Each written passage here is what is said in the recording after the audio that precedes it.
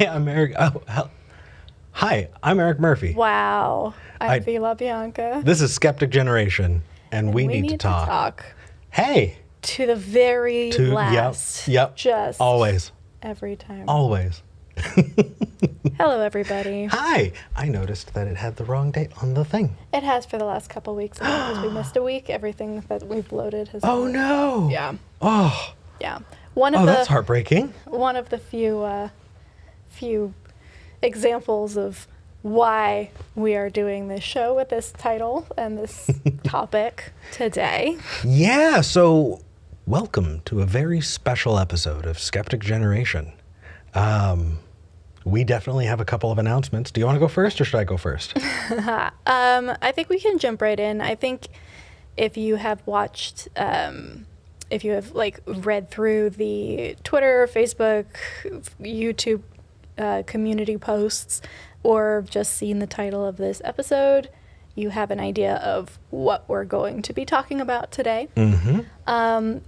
Cutting right to it, we are going on an indefinite hiatus. We're burned out. We're going to get to that. But first, nothing is wrong, okay? Guys, seriously, we love each other. We are Everything still together. Is good. We're still atheists. We haven't converted. We're not going anywhere in terms of doing things for our community, being, activists, speaking up where we need to. And making content. Making content where we've both got books working in the works. So, we're fine. Everything's fine.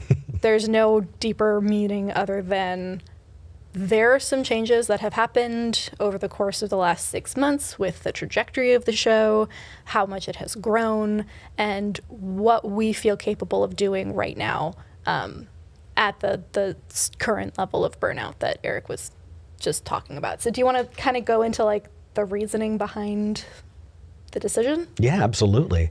I think that it came from a really honest look in the mirror because, when you do something for years and years and years and years, you're just like, oh, of course, that's just the thing you do.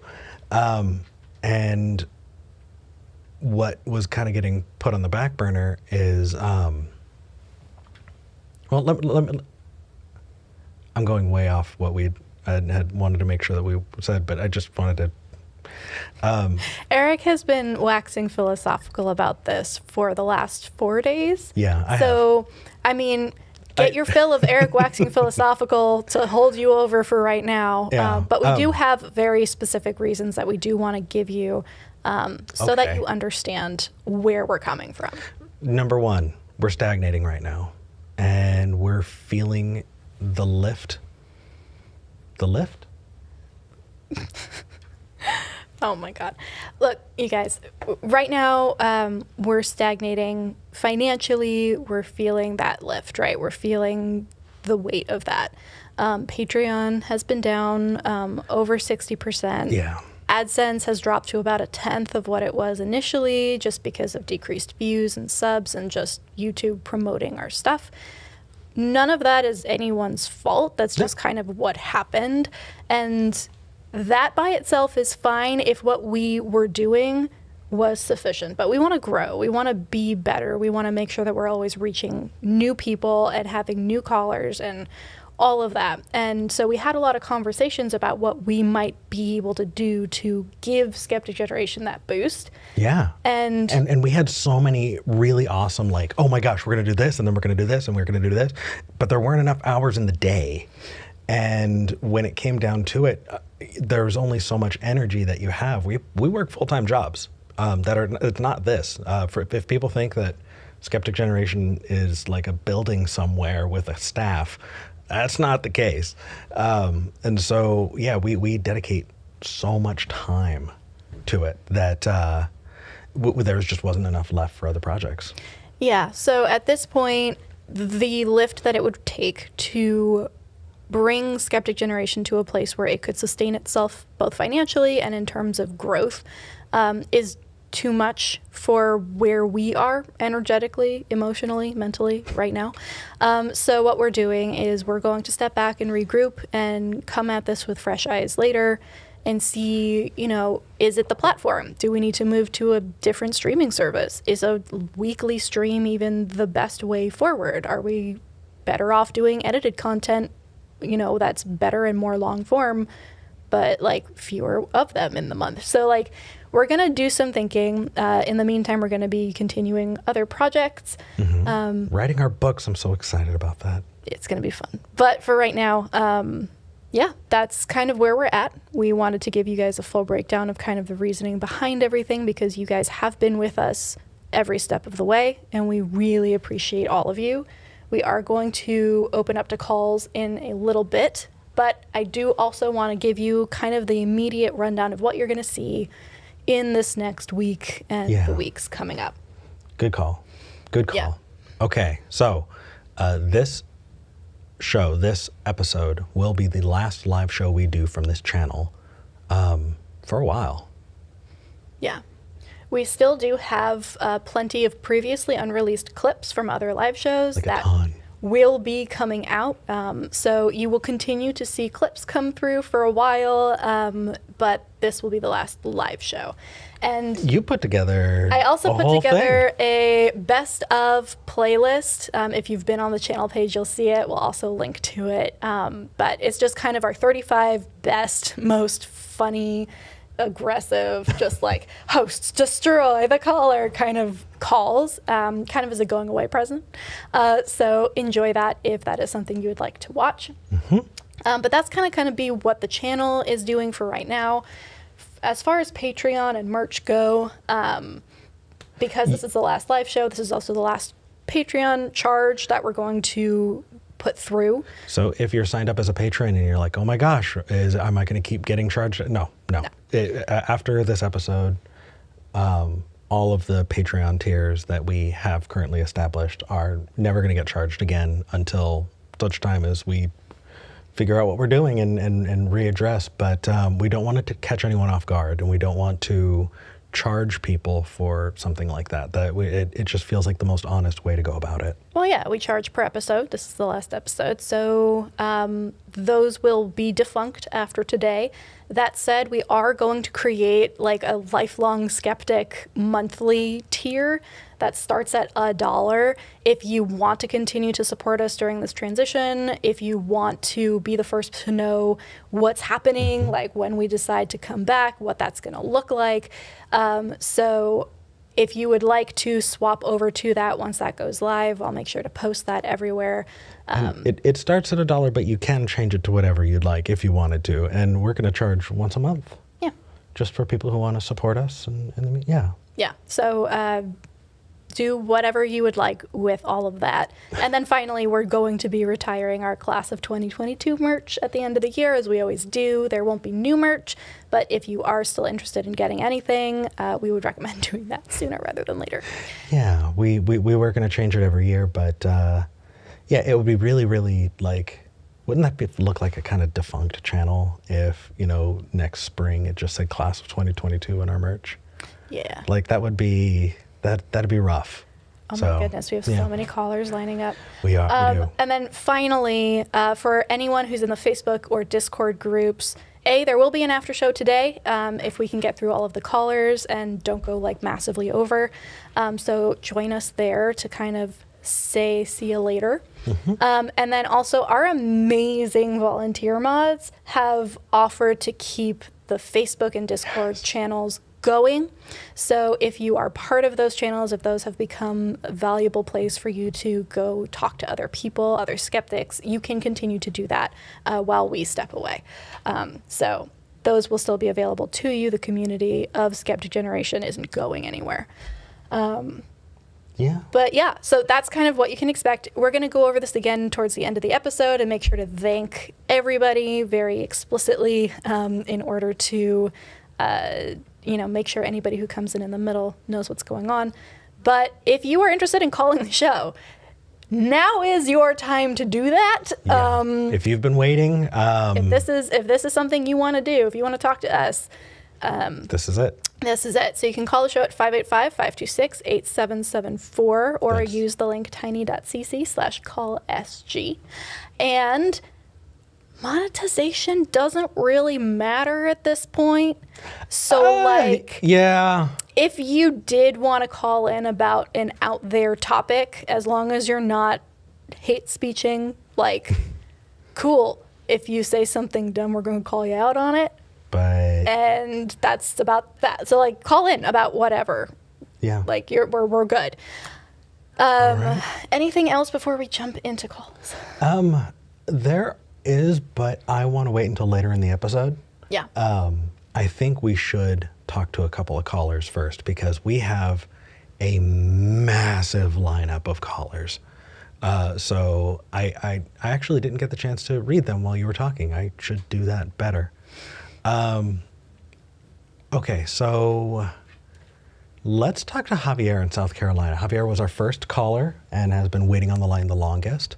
And Javier wants to talk about altruism and the moral implications of altruism. And that just sounds like fun. So Javier, you're live with Eric and V. Hi guys, how you doing? Hey! We're doing okay. Definitely. Yeah. How about yourself? What's going on? Well, I'm doing pretty fine. I'm kind of upset because the gym at my apartment complex has been closed down for an indeterminate period of time. But things are going well. I'm glad that you're doing okay. Hope you can find a solution to that. You wanted to talk about altruism today. What's the deal with altruism? Yeah. So first things first. I do think altruism is a virtue. This isn't me trying to say altruism bad, be selfish, or anything like that. But and if you don't mind, I'd like to use an example to demonstrate my question. Sure. Sure. Is that okay? Yeah. Mm-hmm. All right. Are you familiar with the TV show Futurama? Yeah. Yeah. Yeah. Well, for in case there's anyone in the audience that isn't, the premise is that someone from the year 1999 gets frozen in a cryogenic capsule and wakes up in the year 3000.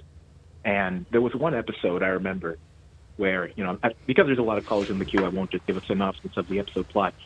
But long story short, the main character, Fry, believed that he got trapped in the cryogenic capsule by accident. Mm-hmm. But in this episode, it's revealed that someone from the future purposefully trapped him in the cryogenic pod because he would be needed to avert a catastrophe in the future that would cause the end of the universe. And there was one point in that episode where Fry discovers this, and the person that traps him says, yeah, sure, the life you would have lived is gone, but wasn't it worth it to save the entire universe? And then Fry says, but it was my life. And that exchange has stayed with me for a long time in terms of, broadly I use the term altruism, but it's like, helping others, sacrifice, et cetera, because I don't think any of us would disagree that giving, sacrificing, helping others is a good thing, but also assuming that this is the only life we have, and I don't know for certain whether or not it's the only life we have, but it is a life that I know I have. Well, I don't know. Here's my thought. I don't think that it really, I don't think it really includes altruism. I think that really the piece there is personal autonomy.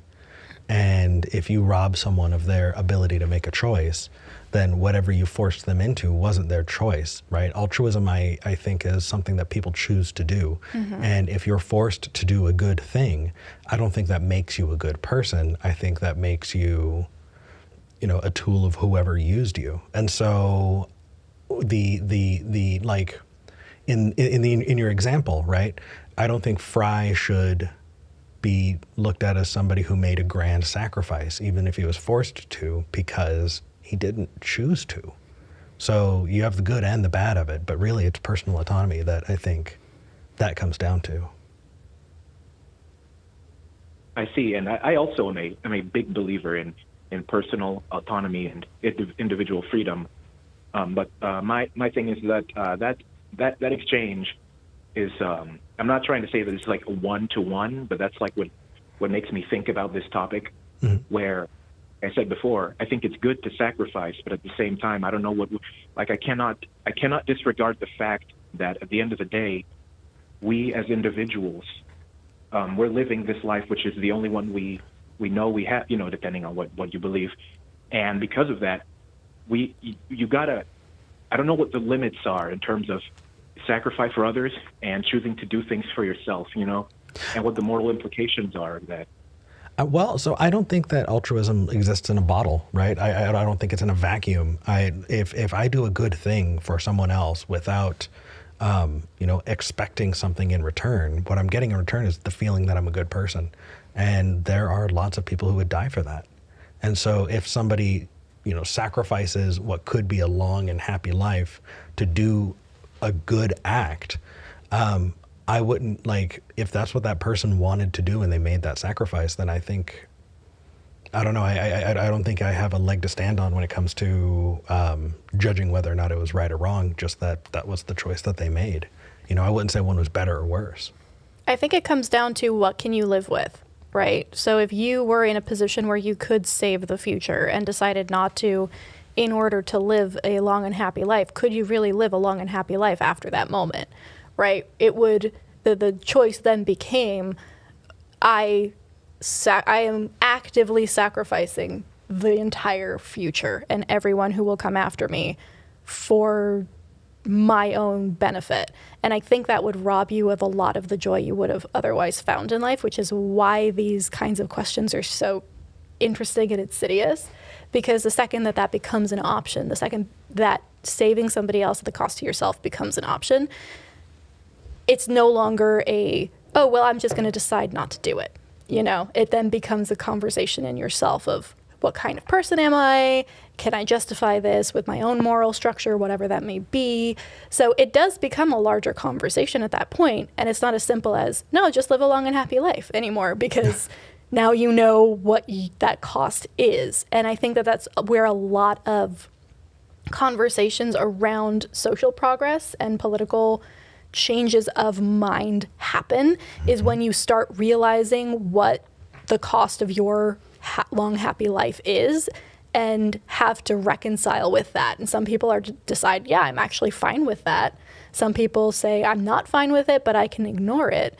And other people say, actually, that's unacceptable. And even if my life is less long or less happy as a result, the alternative, living with that knowledge and doing nothing, would be the painful one.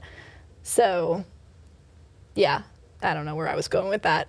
No, it's just we're waxing philosophical before we dive into other topics, and I think it's nice. It feels like a palate cleanse before the meal.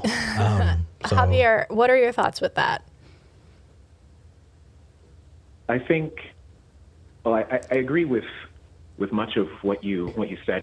You know, on an individual level, if you got to decide what you're able to tolerate when you decide to either sacrifice or do things for yourself, you know, you can sleep at night. I kind of, you know, yeah, I'm kind of disappointed in myself, because at the moment I don't really know what else to say at the point, because well, I think it is a very nuanced thing. It is, and also that's the limit of the ought. I mean, if we're discussing not whether or not something is or isn't, or how you come about thinking it, right? We're talking about the ought.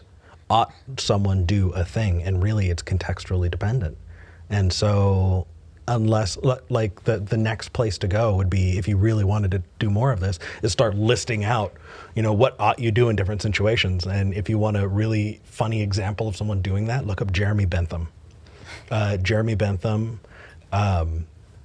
actually wrote this massive list of the right thing to do given, you know, some bad situation.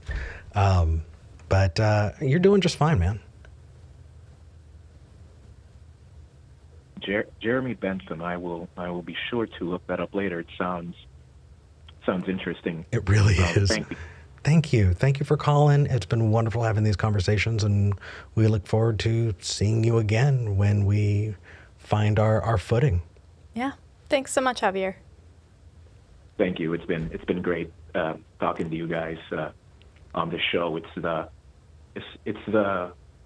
this is like as I've watched these kinds of shows for a while, and Skeptic Generation is the one I've felt most comfortable with. You know, just the hosts and the atmosphere. Good. And although I'm sad to see you go. I'm glad that you're doing what you think is best, and I'll continue wishing you all the best. Thank you, Javier. Javier. Likewise. Take care. Bye. Goodbye. All right, before we take the next heavy topic, I'm thinking we talk to Stephen in Arizona. Stephen has called in multiple times. We've had ongoing conversations with Stephen, and Stephen just wants to say hi and wish us the best. This is like a redo of our first episode, where we really just have is. people call in and be like, wow. I mean, we have a whole bunch of heavy topics people called in about, but I kind of want to just like intersperse a few of these. Absolutely. In between. Hey, Stephen. Hi, I'm happy to be dispersed, so that's great. I just, going back to my first call, and I've also sometimes been the Matt Damon to your Jimmy Kimmel that you ran out of time, and I had to call back, so that's also fine. Matt Damon and I are the same age, so I can live with that.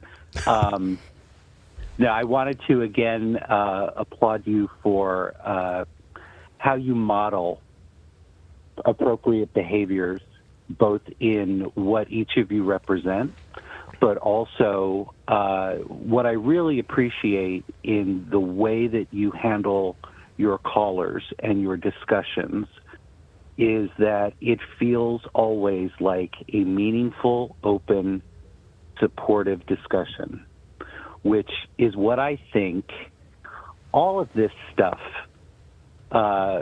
is what the internet was really meant for in terms of getting the best out of humanity, getting the best out of the world, is that we were supposed to have access to this information and really think about things. And when we discuss them in calm, rational, charitable, supportive ways. Mm-hmm. Yeah. Yes, and not, I was on with the screener, so I just caught the end of V saying, about destroying the caller. You never destroy your caller, no matter what they're talking about. Not even with facts and logic, Stephen. I don't think so, because you don't. What I appreciate is you don't. If you disagree, yes, you come with facts and logic, but you don't come with anger or aggression or it doesn't feel that way to me anyway. It might be frustration, but I never felt like anybody who called you, whether it was about atheism versus theism, whether it was about sexuality. I also appreciate that you cover so many different topics that we could talk all day and just come up with a new topic. So I like that you do that. That it's your one-stop shopping for skepticism, and I like how you approach. How you approach skepticism. As I've pointed out, I'm much older than both of you. So, but you've opened my mind in how I think about things and how I break things down when I'm skeptical, or when something occurs to me as a question. I have time, but I really think about what my questions are, where they're coming from, and what's the basis. And some of that has come out in our conversations together. So I will miss you. I hope that you are not gone a long time, because we need more voices like yours. As I said, I feel like this is what was intended for the internet to be back when they all started talking about it, when Al Gore took credit for everything. So, yeah. Well, sorry. no, that's okay. Thank you. Yeah. And that really, it's making me feel like my face is getting red. It's been our hope to model the kind of conversations that we want, and really, I know we haven't had a whole lot of intense theist callers recently, but what I would love to see in future conversations, both private and public, is there have been callers who have not done the legwork on their, the topic that they call in about, and when it comes to apologetics, we want them to approach it with all of the tools. I don't want to trick someone or make them feel, absolutely owned out of exploring those ideas. I want somebody to look at the apologetic or look at the philosophy, the thought, whatever it is, and have the best version of it, and then decide from that if that's something they're still willing to go with. And so we have in the past suggested to callers who've said that they believe look at the trees or whatever the case is, and we've given them resources of apologists just so that we can try and help there. But we do have a lot of other callers to go through, Stephen. It has been wonderful. And I can talk all day. So that's, it's fine. Thank you so much for calling in, Stephen. We really appreciate you. Thank you. Take care of yourselves and each other. Will do. Bye. All right. I called the last one. You pick the next. Yeah. So I feel like we've got a good mix of like, hey, it's been nice talking to you, and also like really intense callers. So let's cycle back into some intensity and go with the other Steve who calls in relatively frequently. Oh my Steve God! From New York. We are really not worried about demonetization this episode. We're talking about at all. whiteness. All right, Steve, welcome to the show. Hey guys, been a while. Yeah. How are you? So there is someone, Kathleen Moncrief in the live chat says, as much as I will miss the show, it's really nice to see that they're honoring their own boundaries and needs and doing what's right for them. Looking forward to whatever they do next. And that is the goal, is we are honoring our boundaries and needs. That's a really good way of putting it, and feeling really good about it. It feels like I'm being let off the leash to do more cool shit. It's nice to have a goodbye show. Yeah. Yeah. I mean, I'm a social worker, so as soon as I hear somebody talking about burnout, I'm like, yeah, I get it. It's a thing. Yeah. All right, Stephen, let's dive in. To whiteness? Hold How on. should we approach the conversation about whiteness? Okay, whiteness and social constructs. Yes. This is a skeptic show. Why are we talking about? That you can't be a skeptic about whiteness. Sorry, I just want to address this before it comes up. Yeah. That is the comment that I see most often. Guess what, motherfuckers? Skepticism is an approach, and if you're not being skeptical to something like that, then that is an extra nudge to fucking look at it. Yep. So Nothing is off limits when it comes to this topic. All right, Steve, what are your thoughts? So my thoughts are this. I think that there is a issue in how critics of whiteness approach it. I am a huge critic of whiteness. I don't think that whiteness is a thing that should be an overarching umbrella in terms of how one should identify, but at the same time, not giving up the ideas of, that we have to also be critique of white privilege and other things that come out of it. Right. So here's my main crux. As a leftist who says, whiteness as a whole doesn't exist, because if we go to Europe, they don't call themselves white. They hardly call themselves European, especially if you go to the UK. There isn't this line that they draw very often where they're like, this is white culture, because when you go over there, if you go to the UK, the culture is very different than if you go to Ukraine. Yeah. And their cultures are so different that it would be hard to tell which is, what would be white culture in that point. My critique is that, however, if we're looking at it that way and we say, okay, whiteness is something that we should dismantle, we also seem to use it as a cudgel. And I don't know, if you've come across this yet, but I definitely have in my atheopaganism, and I don't know if you've done it, if it's happened to you in your atheo witch stuff. But like this cudgel of this is white culture. I've even been called a cultural appropriator because I'm an atheo-pagan and not a straight pagan. Or I have too. Yeah. That's the stupidest argument on the face of the planet. But yes, continue. Yeah. Wait, people call you tourists because we are appropriating paganism because we're atheists. Yeah. Okay. Yeah. It's like, as opposed to, wait, what were the pagans actually, oppressed for? Because they weren't. It's terrible. LARPer. Oh my gosh, that's okay. So Go on, you two. I'm just going to listen. I have an opinion on whiteness, but I don't want to talk over. So go on, please. This is now very yeah, awkward as the only person of color being like, I have an opinion, but please go on. Talk about. To be part of this too, because as far as I know, the cudgel has also been used on Eric, who has been classified as white passing. Mm-hmm. What it turns into, and I think this is an optics thing, where a lot of people who practice paganism, or even if they, for example, I go to Scottish Highland Games very often, wear my kilt and do all that sort of thing. And even there, there is this thought of whiteness as a thing that they need to keep to, even though the original concept of whiteness being just Anglo-Saxons, and that's it. It wasn't the French, it wasn't the Spanish, it was Anglo-Saxons were considered white, and then it slowly spread from there. Even Germans, it weren't considered white for...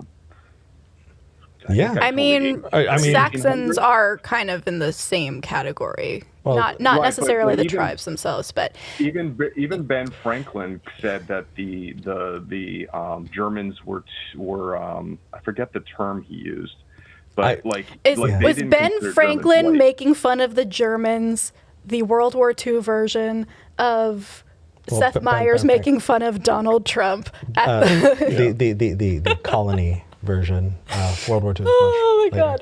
Okay, Steve, I do want to kind of cut to the chase here and clarify my part in this conversation so that we can give Eric kind of the lead out.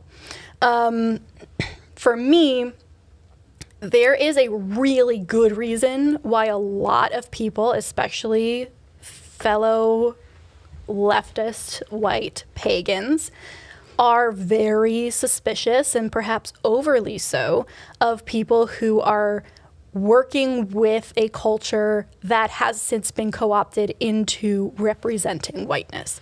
So a good example of that is a lot of Viking imagery today is very, the aesthetic has been co-opted by really awful people who are promoting white supremacy. And so it is very difficult for a lot of Norse pagans who are absolutely antithetically opposed to that to make that establishment clear. And some people have been like, oh, I guess I can't present in this way anymore.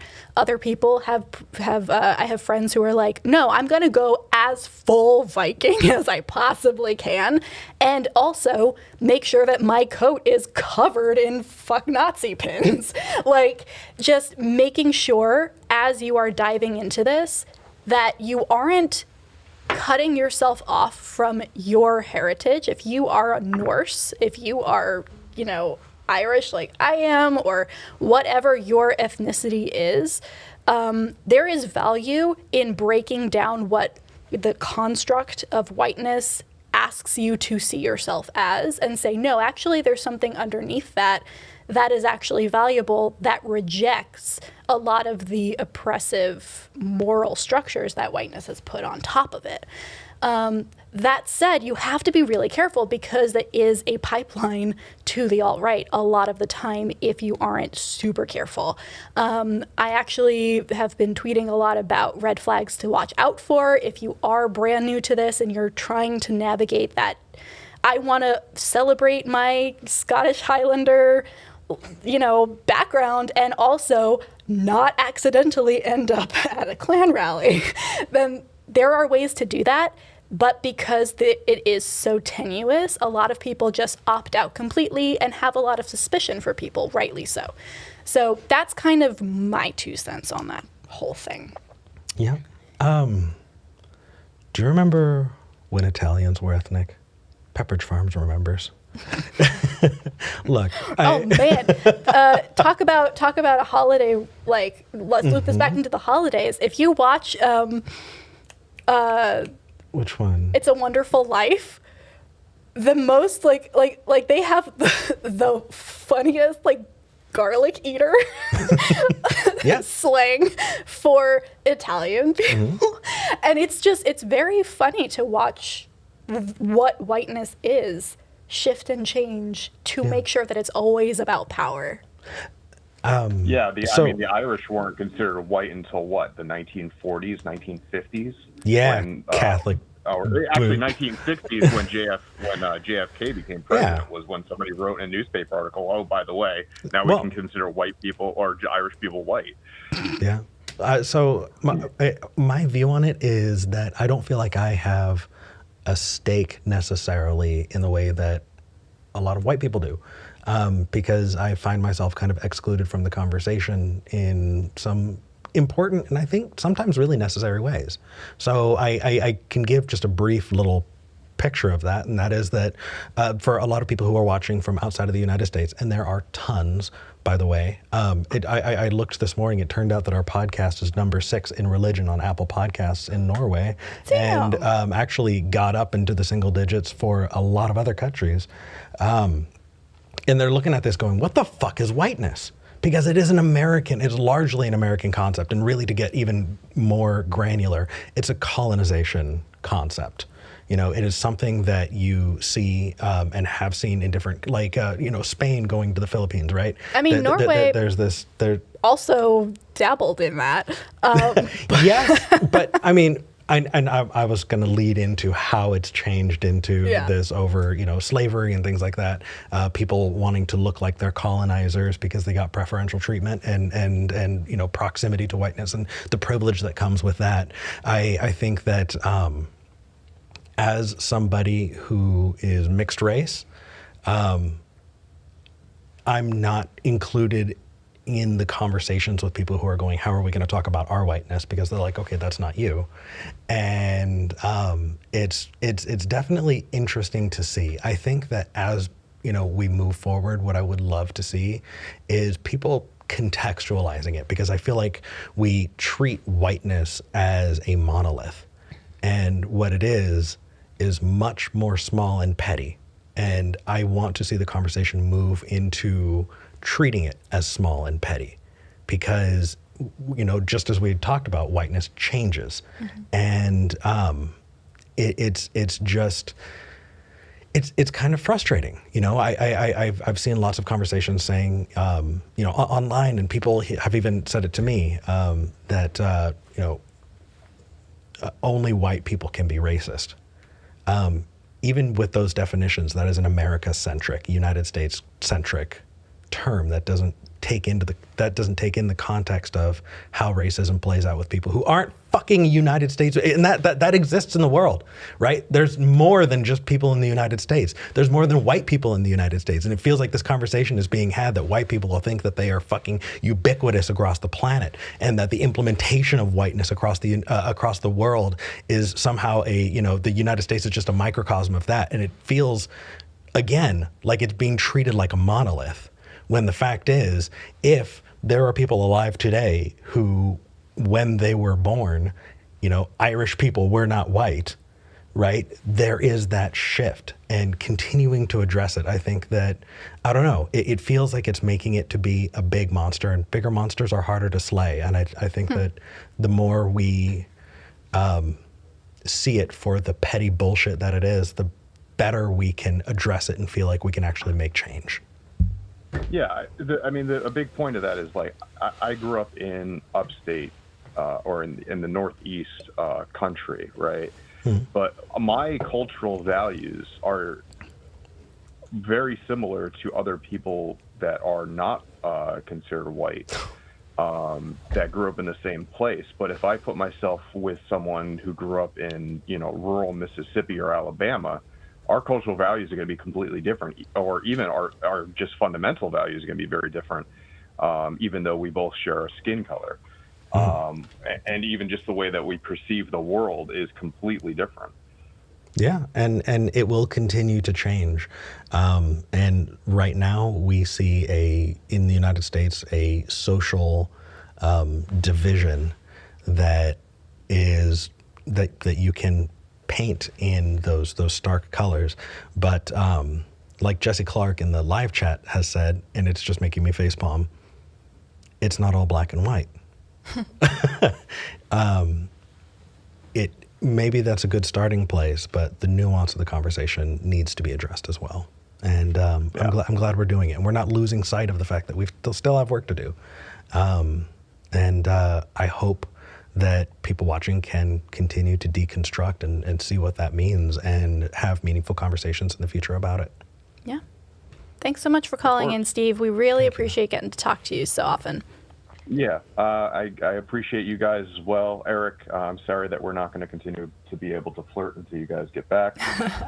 But alas, such is the way of life. I'm in your Discord server, and I also have thought about doing streaming for myself. But as a social worker, it becomes problematic. Yeah, I can imagine. I was going to be a school psychologist until this, and then I found out that was Imagine being like 11 years old and having a really bad day and getting to go talk to Eric about it. Like, those 11-year-olds are missing out. But all it takes is one angry parent 5 years later to exactly. Yep. So, Steve, thank you for calling in. It's been wonderful getting to meet you and have these conversations with you. Of course. I'll still talk to you guys Discord. So thanks for everything, and talk to you later. Sounds Take good. care. Bye. Okay.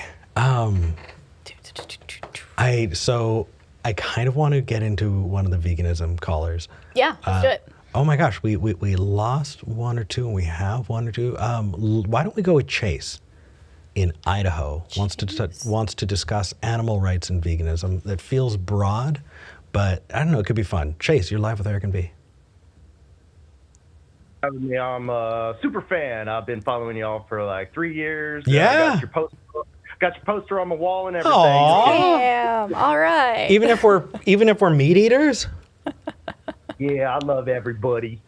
Wow, that is incredibly sweet. I already think this call is going to go very different than I thought. What did you want to talk about? Okay, cool. So, yeah, I don't want to, try to, I know this can be like a tough conversation and stuff. I want to keep all of our defenses low and have a good time and everything. I just want to explain my position and answer any questions you have. I'm not trying to convert you right here and now, just trying to give you some insight. As long as we can have a back and forth about it that is useful for listeners, I'm in. What do you got? Okay, cool. So, yeah, basically, okay, so if we think it's wrong to kick an animal, isn't it worse to cut their head off? So, like, I feel like if we get kicked, whether it's a dog or a pig or a person, if we get kicked, we're going to have a bruise. Like, if it's just one kick, you're going to have a bruise, but you're going to get over it in a few days. It shouldn't have happened to you, but it's better than having your head cut off, even if it's a quick and painless death, right? Like, if you're sleeping and somebody shoots you in the head, no pain, no fear, but our whole life has been taken from us. All of our friends and family relationships, all the future enjoyment we would have had, just snuffed out, right? So that's one point that I'll make. I don't know if you want to address that before I ramble on. Well, yeah, absolutely. V, but before I do though, V, did you want to throw in anything? Honestly, I'm in a really influx place with all of this right now. I think I could be pulled in either direction given the right argument. So I'm just gonna listen to you two for a minute and see how y'all duke this out. So it sounds, Chase, like you're equating consciousness across the board. That an animal, which I would agree is conscious, is equivalent to a human, which we would both agree is conscious to a degree, right? Like it sounds like you're viewing those in kind of the same way. Could you clarify that for me? Sure. So not exactly. I mean, we're all sentient, because we have whether we're talking again about a pig or a dog or a human, we all have a brain and a nervous system. So we're conscious, we're able to feel pain and pleasure, mental states, and have desires and stuff. But no, we are much smarter than animals, or at least the average human is smarter than the average animal, But I just don't think that that's an excuse to be violent towards them if we don't have to, because I feel like that's a form of ableism to say that, well, they're not as smart as us, therefore we can take their lives. Well, It definitely can lead you down that path into, okay, well, what about humans who aren't as smart as other humans? In which case, that's a problem. I mean, I would want to approach this from the speciesism place, because do I think that in a lion on the savannah that kills a gazelle is behaving in an immoral way? No. And if that's the case, then do you think that humans are somehow special apart from other animals that like coming from a Christian background, that's what I was told, is that we were very unique, separate, that we had souls, and that we were the stewards of the land and of the animals, and that we needed to behave in this parental way. And the more and more I look into it, the more I realize we're just fucking animals. So I kind of want to ask where that sits for you, because it sounds like your argument is leading one way. Yeah, exactly. So this draws into the difference between moral agents and moral patients. So a lion would kill. So first off, I would say it's not immoral for the lion to kill the gazelle, because the lion doesn't know any better, and they're killing in order to survive. A lion is a carnivore. They have to eat animals in order to survive, and they don't know any better. But we, on the other hand, though we are animals, we are smarter than the lion. We are civilized human beings who can make compassionate choices, and so therefore we're held to a higher moral standard. A lion would kill a human child if given the opportunity. Are we therefore justified in killing children simply because a lion would? No, we're held to a higher standard. So we don't want to make the appeal to nature fallacy of saying that, well, a lion does it in nature, therefore it's moral for me to do it also. But there is a circular argument in there as well, isn't there? You're saying a lion does it because it's in their nature. It is not in our nature because it's immoral, and it's immoral because we wouldn't do it, even though a lion would. Do you see? No, we need to establish an external source of morality to measure this against, and then we can come to a conclusion. Yeah, to be clear, I'm not saying that we shouldn't kill animals because it's not natural for us to do so, because I think we are omnivores. Like, we are able to kill and eat animals and digest it. It leads to increased risk of heart disease and cancer and things, and environmental devastation. But nevertheless, so it's not wrong because it's natural or not natural. It's wrong because it causes suffering and loss of life with no justified cause. It's just for pleasure. We're just doing this for our taste buds or our convenience, as opposed to survival. And we should know better than the lion. So, can I ask a question? Yes, I do. Yeah. I do. Just, can I put a pin in something? Otherwise, I'm going to lose it. And that is that the cancer, heart disease, and environmental impact, I think, needs to go on a shelf, or we need to put a pin in that. Sure. That way, it doesn't make this conversation dilute. Right. We could talk about the medical benefits of one or the other, but that wouldn't relate to the moral benefits of them, if that makes sense. I just wanted to make the one point that we can live a healthy life on a vegan diet. Well, we can. Therefore, it's unnecessary. Therefore, it's unnecessary for us to kill. That's my question for you. My question is this contextual? Because, for example, Inuit people who live up in the friggin' frozen ass wilderness, have to eat meat and subsist very largely on animal product, not only for food, but for clothing and for housing in order to survive. Do they need to be vegans? Right. So the thing is if your survival is dependent on it, it's a very different situation. Part of my survival does include killing animals. Like walking across the street, I step on some bugs on accident, or in the harvesting of vegan food, some little critters in the fields get killed, and that sucks. And we're trying to avoid that as much as possible. But just because we can't be perfect doesn't mean we shouldn't try to minimize the amount of harm we cause. And the people who, so if you don't have access to vegan food, then you're not our target audience.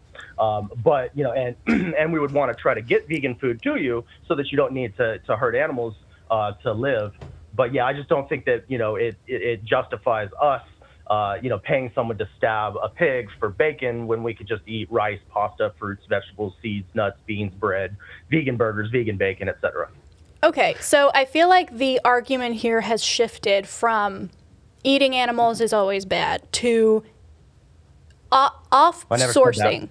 Right. So off-sourcing the killing of animals to an industrial complex when we have other options is bad. Yeah, I never said that killing animals is always. I mean, it's always. I think sometimes in life we're in a situation where there is no moral option. We just have to choose the least immoral option. And in that case, like killing an animal, an innocent animal who's not trying to harm you, killing them for your own survival, for you to eat, is understandable. I think it's moral for you to keep yourself alive, but it's immoral to kill them. But I would probably kill the animal to stay alive because I can go on to help the world in more ways than the animal can. I'm an activist for humans and animals. So there are, or if you're being attacked, if you're being attacked by a human or an animal, you have the right to defend yourself. Ideally, use non-lethal violence if you can, or just run away. But if you have to kill in order to survive, go for it. Would you eat a human in order to survive? Would you hunt and kill a human? Maybe, yeah. Yeah, it would probably depend on the human, like there's some humans I might be willing to die for, whereas some humans, like a serial killer, yeah, sure, I'll take his life and eat him if I have to. No, not necessarily a serial killer, just like, hey, I'm starving. The only option is to go out with a bow and arrow and hunt a person. Would you do that? Sure. Wow. Well, it's that okay. thing of, it's, at least you're consistent. That's all I'm asking. Yeah, no, I got you, and I'm trying to answer. It's the question of would I versus do I think it's moral? Because I'm not exactly sure what I would do in that situation, but morally speaking, it's the same kind of thing. I think it would be an immoral act, a violation of their rights for me to kill them, but it would be at least understandable because I was doing it for my own survival as opposed to just for a taste bud. A taste bud. So okay. I have a question, but it is going in a different direction, and I don't want to like. No, I'm good. Okay, you can continue. So, I guess the next place I want to go, and I know that we have a lot of callers, but I do just want to like hit this. Otherwise, it's going to sit with me. It sounds like we are gatekeeping morality behind a paywall, and I kind of want to explore that a little bit. Because it sounds to me, as I'm kind of listening and parsing this out, it sounds like for those who do not have access to, a vegan diet, or for those people who cannot afford vegan options, you're withholding moral judgment. And for those people who do have that access, then there is a moral judgment, and it feels kind of. Sorry, go ahead. No, it's okay. It almost feels like a kind of a infantilizing by class kind of thing.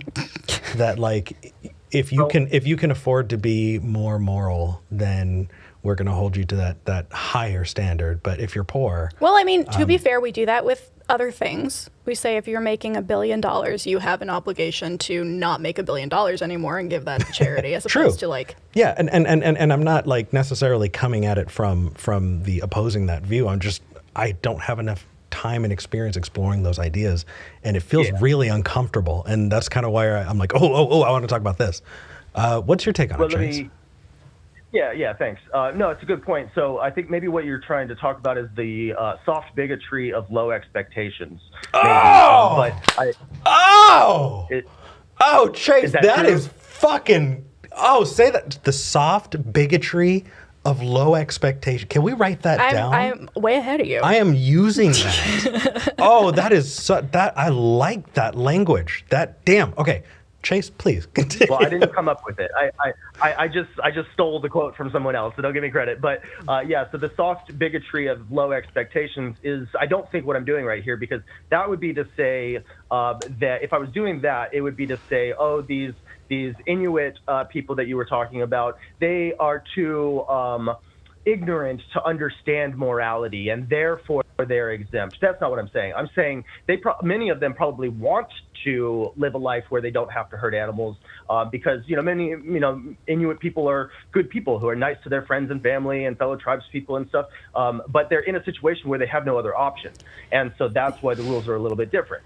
But if they were, does that make sense? So, I mean, it's making a big assumption about the objectivity of your morality, I think. It's definitely coming off as you are trying to be as charitable to other people, given your understanding of how things should be. Like I think that when you have people who will look at animals and go, that is other, that does not fit into the same category, then they won't view animals the same way they view friends and family. And because of that, it doesn't go across. It's just, there is, I know, Chase, I'm not targeting you with this at all. I want to make that clear. I think you perfectly explained a red flag that has been popping up for me with a lot of veganism conversations that happen in the US on social media specifically, which is this latent colonialism of, I have the accurate way of viewing things. I'm not going to blame you for doing things the way you're doing it, but I also know that if you were given the option, you would do things my way. And so our obligation is to allow you, to give you the resources, come into your place and give you the option of doing things the right way, aka my way. Okay. So, like, I feel like I definitely don't want to go down that path at all. Yeah, for sure. And I'm definitely anti-colonialism and stuff. It's just, we're talking about issues of animal cruelty and stuff, and I'm not trying to assume that every indigenous that every Inuit tribe person would want to stop eating animals if I just, gave them a vegan burger or something. Some of them would, though. Like, that's the thing. Like, a lot of people, and I'd rather keep it focused more on us, in this country instead, but like most people are against animal cruelty, and most people don't want to hurt an animal or kill an animal or see it happen even. And that's what I'm just trying to help them to realize, that this is just in alignment with our own values. I ate animals for 26 years, and I never really thought about this because it wasn't, I wasn't confronted with it or educated about it. But like when we were talking about speciesism, I think that, so speciesism is similar to racism and sexism. It's discrimination based on what species somebody's born into. So if we say it's wrong to kill a dog but fine to kill a pig, that would be speciesism, because there's no real difference between these animals. Or if we were to say humans matter but animals don't, that's also speciesism, because we are animals. Nobody gets to choose what body they're born into, and there's nothing wrong with being different. So we should just be nice to everybody. This is just an anti-discrimination stance. And to say that it's okay to kill animals because they're less intelligent is just ableism. We wouldn't accept that in a human context. Chase, is it the buddy? Is it the everybody part that's getting you? I mean, there are quite a few things. I'm wondering who you're arguing with here, because it's not neither of us. We've already established that a lot of the things that we actually agree on a lot of things. So like, let's not go down the straw man route. Yeah, we're not saying only humans. I was just trying to make my. Yeah, well, let's make the point to us. I wasn't trying to straw man or anything. I was just trying to clear up exactly what our philosophy is. Who's our? The vegan movement, but my philosophy then, if you want. Okay, let's stick to individuals. I think that would be better. What's interesting, I feel like the place we're gonna break ways there, Chase, is when you say everybody and you're including non-humans, it feels like you're anthropomorphizing them. And I think that you would not call it that. And I feel like I do have an example, and that is raising chickens. For people who have raised chickens and killed chickens, I just don't view them with the same respect that I do other animals. I don't. I think that they have personalities. They live by the sword and they will die by yeah, like I think that they have. Why? Because that's the way we were raised. So that it seems like it's just a social norm that we were following. No, so I grew up in a city, and at 29 years old, I moved to Texas to a ranch and cared for chickens. Caring for them, making sure that they're healthy. They were all free range. The enclosure that I built to keep them safe was gigantic. I mean, really gigantic for the number of chickens. So I put a lot into that, but also over time, I didn't feel bad about taking their eggs and also killing them. I think honestly, that is a really good place to maybe leave this, because I would love to have this conversation for the rest of the show, but I also want to talk to everybody else. And we do have other vegan callers on here as well. We only have, my question though, Chase, is I feel like there is a lot of emotionally loaded language and equivocation happening when you go on when you start listing talking points, right? Not when we're having a back and forth. I think that we have a really good back and forth, but I am going to flag to you that there are some areas where the talking points are not hitting correctly, and maybe you can refine those. Okay, I appreciate it. Can I just leave with one last thought? Yeah, I do want to address this real fast though. So, equating being somebody who eats meat and animal cruelty is dishonest. You might feel that way, absolutely. But there is actually a legal category of animal cruelty that eating meat or killing to eat meat doesn't fall into. So they are two separate things. You might see overlap, you might see them as the same thing. That's totally valid. But when you use that equivocation to other people, that could come off as disingenuous. So make sure that you're not doing that. And also, okay, I understand. The other thing that I would say is, let's talk about whether or not we should be eating honey or, Parmesan cheese, because really, I could get down with vegetarianism probably pretty easily. Like, I eat meat maybe once a week, maybe twice, usually poultry or fish. And so, like, I could probably get down with pescatarianism, with vegetarianism. And when we talk about killing animals and, murdering them, it becomes this very fraught thing that a lot of people will agree with, but veganism is a lot more than that, right? And so why don't we have those conversations? Is it because there is a lot to be gained by jump-starting people's emotions in the "are you murdering animals" sense, as opposed to the more, hey, should we be eating honey? Because here's what goes into getting honey from commercialized, honeybee farms or whatever, right? Like, let's diversify this conversation and maybe differentiate between animal rights and veganism specifically, which is a lot more than just don't eat animals. Well, right, but the reason that veganism is about animal rights, it's a moral philosophy, and so animals are killed for the production of eggs and dairy and honey, and that's why we're against it. That's animals are killed for the production of honey? Yeah, and you can just check out some YouTube videos. I don't want to spend too much time on that right now, because we're running out of time and stuff. I guess the last things I wanted to say just was that when we're talking about someone, I feel like animals are not inanimate objects. We turn them into that, we objectify them, but they're conscious individuals who care how they're treated. There's somebody in there with a personality. This is this is an individual, a dog or a cat. There's someone in there experiencing that life. That's someone, not something. So there's that. And then the last thing I want to say is I do think that slaughter is animal cruelty, like I outlined in the beginning, because I think that cutting someone's head off or cutting off an animal's head is more harmful to them than kicking them one time. And the last thing I'll say is that these animals are killed when they're children, when they're very, very young. So the natural lifespan of a pig is 12 years old, just like a dog, but pigs are killed when they're only 6 months old, and that's like killing a puppy. So I appreciate the conversation. I hope you guys have, if you have any last words, you can say whatever you want to say. I just want to say thanks again for the conversation and for everything that you do. I agree with 99% of everything y'all say.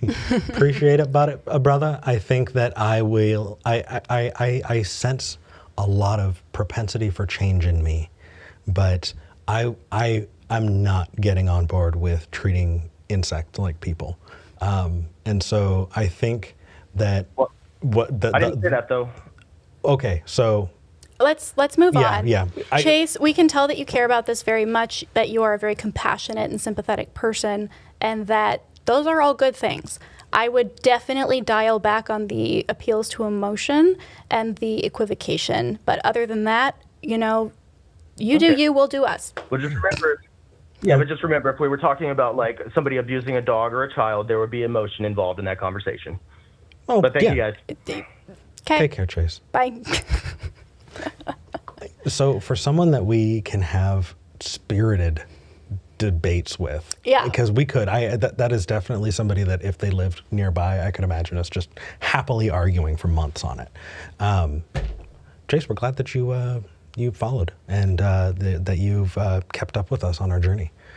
Okay. Vincent King, Pooh Bear was killed for his honey he stole from Rabbit too many times. I don't know why that made me so happy, but it did. Thank you. All right, we still have so many callers, and they keep coming in. We might just stay on as long as there are callers to just like play this out and make sure that everybody gets to talk with us. We will see.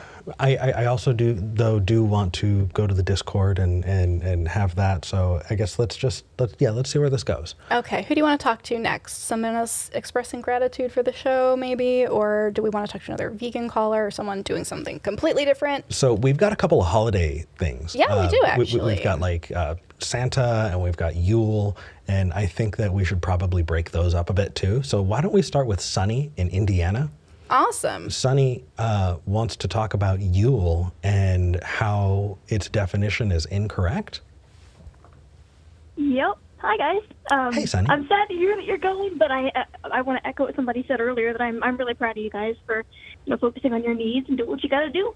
Thank you. Thank you. Yeah. It was really, really difficult to really kind of admit to myself that the burnout was fucking real.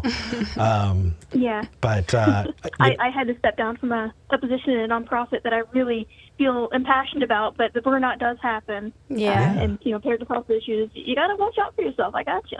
Yeah. We appreciate that. Okay, so there's one thing I want to say before we dive into the Yule thing then, and that is that I've always viewed being a content creator, when people are giving their time, it is a gift. It is something that us as content creators do not deserve.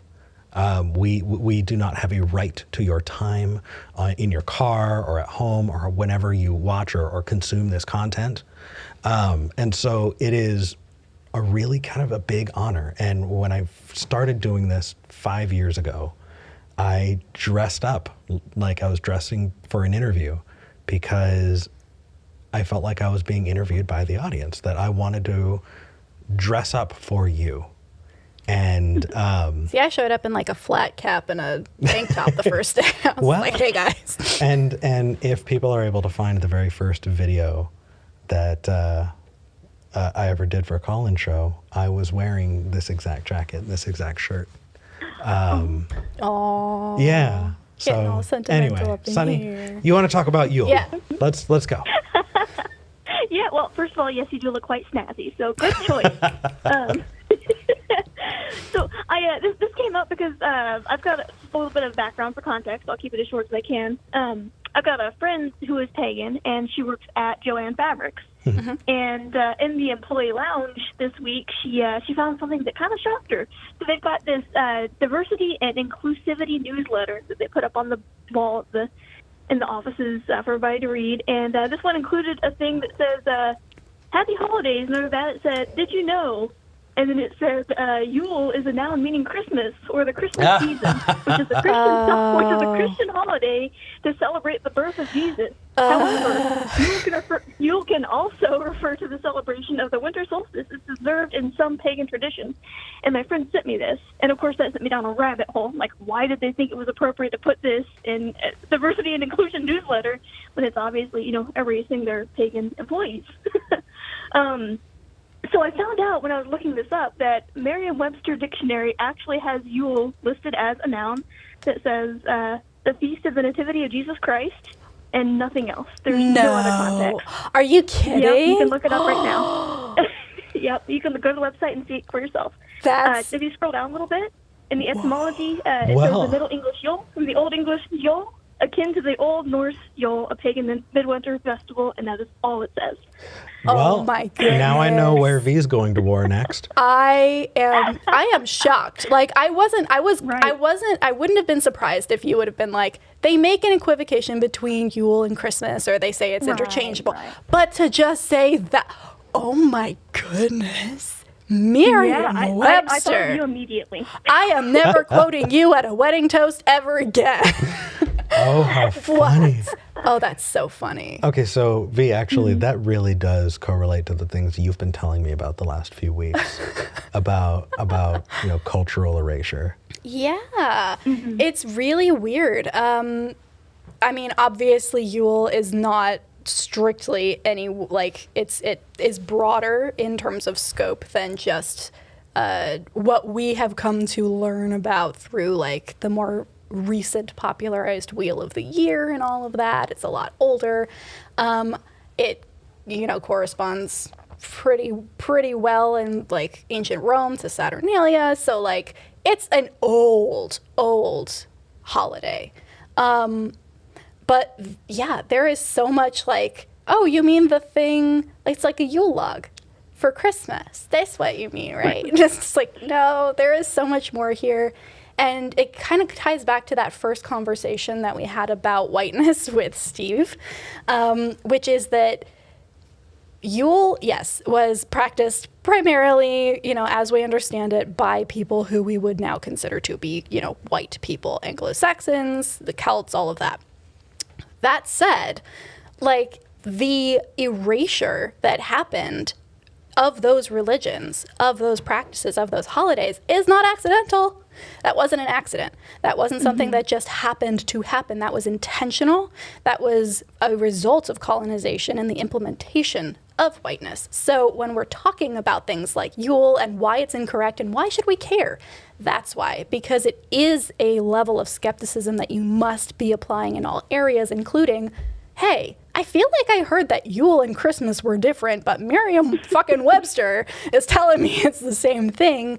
Let me put on my little skeptical hat and see what I can figure out about that. So, oh my gosh, Sunny, you made my day and ruined it all in one go. I can't even. Yeah, I immediately thought of you when my friend told me about this. I'm like, all right, let's bring this into the public eye in case more people don't know. This is kind of oppressing the pagan folks that also use the dictionary. Oh my good. Okay, I kind of want to start like a hashtag Merriam-Webster defines Yule or something, and just like every time someone says Happy Yule, just like drop the hashtag like, hey Merriam-Webster, redefine this shit.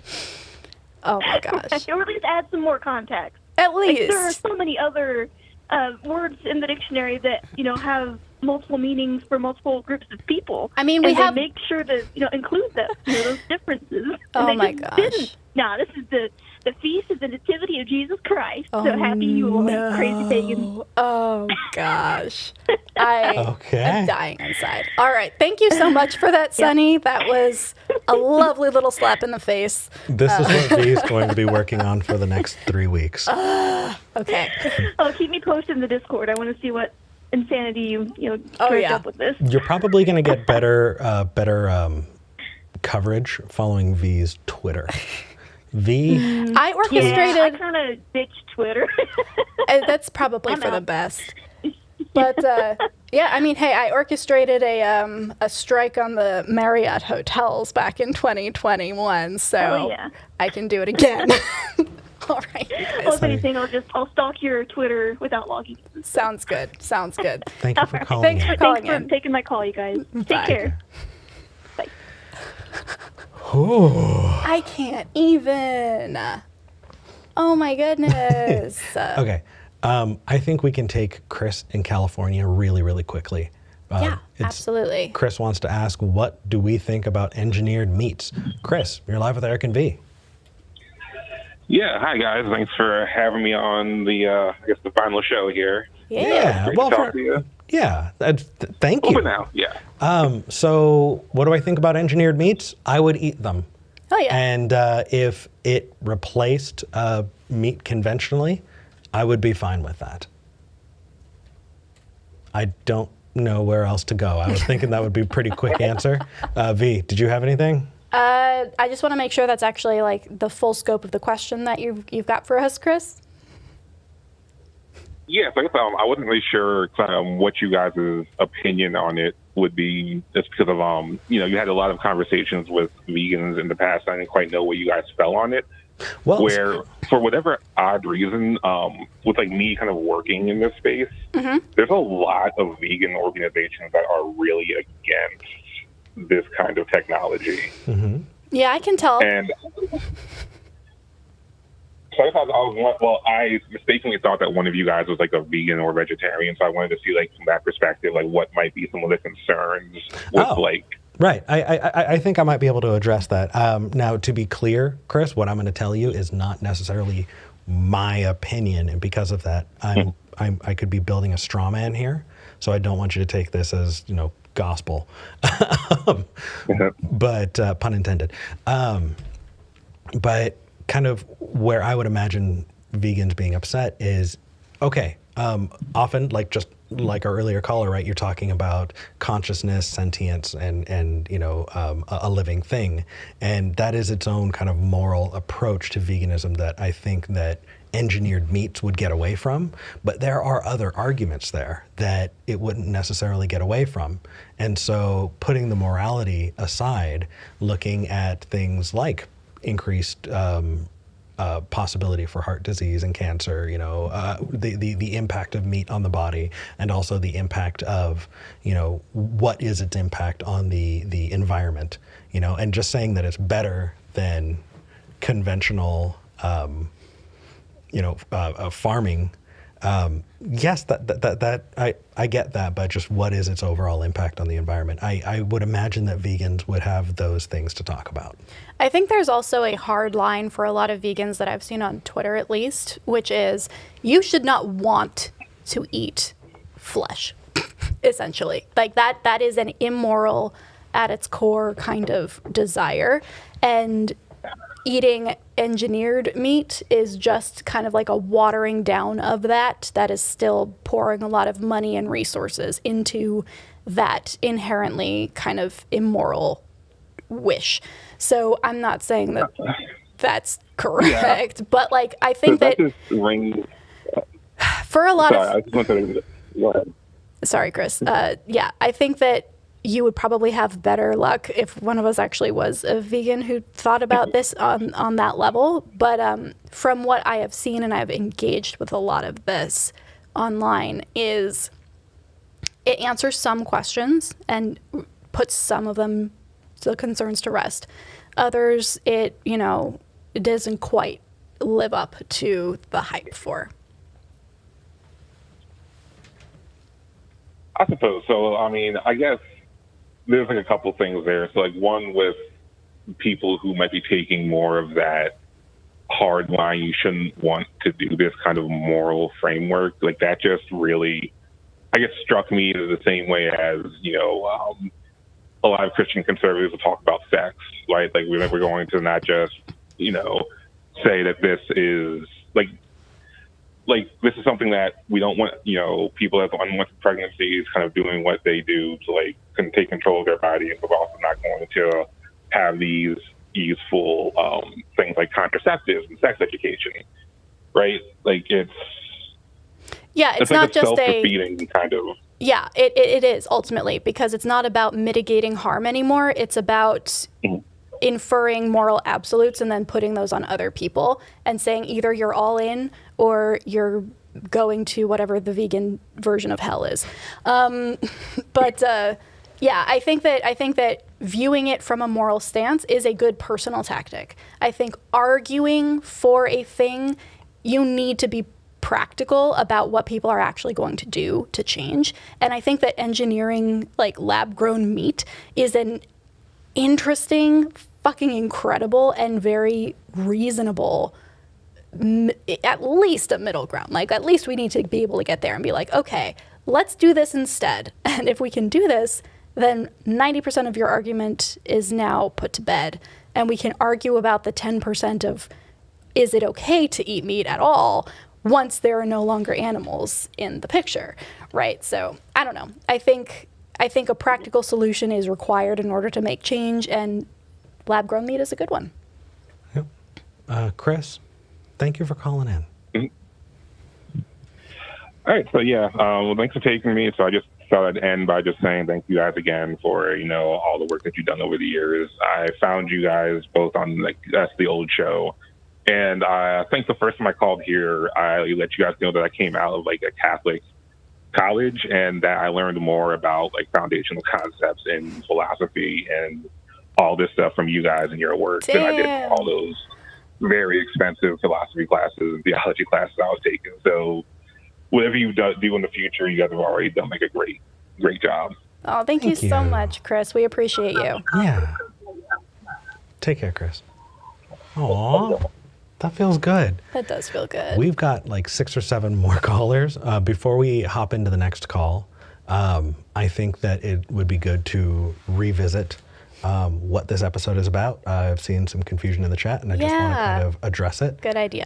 So for those of you who weren't here at the very beginning, we are going to be taking the show on an indefinite hiatus. Everything is okay. We love each other very much. We still are atheists. We're still we have atheists. not converted to anything. The thing is, there are a number of things that have led to burnout on our part. Partially, YouTube just doesn't recommend live content anymore, and because of that, the reach that we want to have isn't reaching as far as it used to, and we need to really reevaluate what that means, because we do still want to do stuff, but we also want to get bang for the buck. You know, we only have so many hours in the day, and speaking of hours in the day, we only have so many. We work full-time jobs, and because of that, this show has taken up a lot of that, you know, a lot of those spoons, a lot of that mental and emotional space, and we want to be able to dedicate that to doing other stuff. And so when, you know, SkepGen does come back, maybe it'll look like scripted content, maybe it'll look like, you know, something else, but we're not going away. Yeah. We're just looking at other ways to do this. We still have work to do, and we need to rest. We need to take care of ourselves too. That said, I created a little graphic thing that I do want to show at least twice this episode. So if we go on that, if you hit go, these are our incredible volunteers. There is no way we would have been able to do this kind of stuff without them. Some people have gone on, and we appreciate the time that they've been here. If there is anyone in here that we have missed, I sincerely, from the bottom of my heart, apologize. But really, honestly, from Discord to managing the live chat, to screening calls, to the Facebook group. Richard, we see you. There's no way we'd have been able to do this without you. Yeah. And there are not words to express our gratitude. Thank you. And I'm going to want to show that again and say thank you again, but I just want to make sure that we put that in there. And absolutely. That's a good call, especially because it is coming up on 1. And I know we do lose people at 1. But we are going to try and take as many callers as we can. Just go on and see how long we can go for. Why not? Why not? That said, let's move on. We have a couple of callers that I think we can go through really quick. Let's say hi really quick to Connor in Texas. Connor has called numerous times, and we've talked about Connor's Baha'i faith. And we've gone back and forth, and then after a while, we started getting some feedback that they were getting a little fatigued, so we took a break from taking Connor's calls, and Connor wanted to call in to talk about why he believes and is Baha'i. And I know that we're not going to be able to parse all of that, and it's, you know, the ongoing conversation is going to need to go on hold after that. But hi, Connor. Hey guys, long time no see. I've been busy. Yeah, totally understood. I'm really excited that you are continuing the conversation. Even though we disagree, I want you to keep pressing and keep asking questions. You guys are awesome to talk to. That's awesome. We appreciate you. Is there anything quick? I know that it's mean, but I also want to make time for other people. But I wanted to say hi. You know, it's our last episode, and we wanted to say hi to you.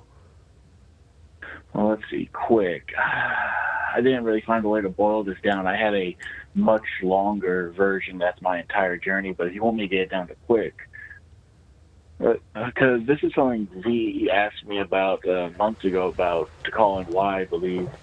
But for the current reason why I believe would have to be that the last reason I have to continue believing is that it's just I put my trust and I'm putting my trust in the faith that it's more like my faith is more like a trust, if that makes sense.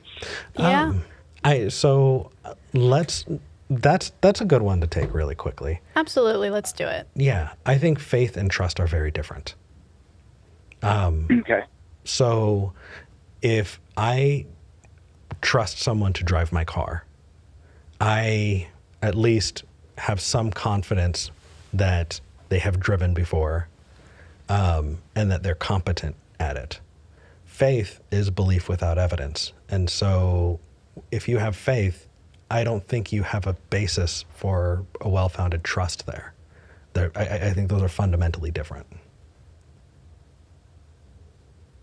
Okay.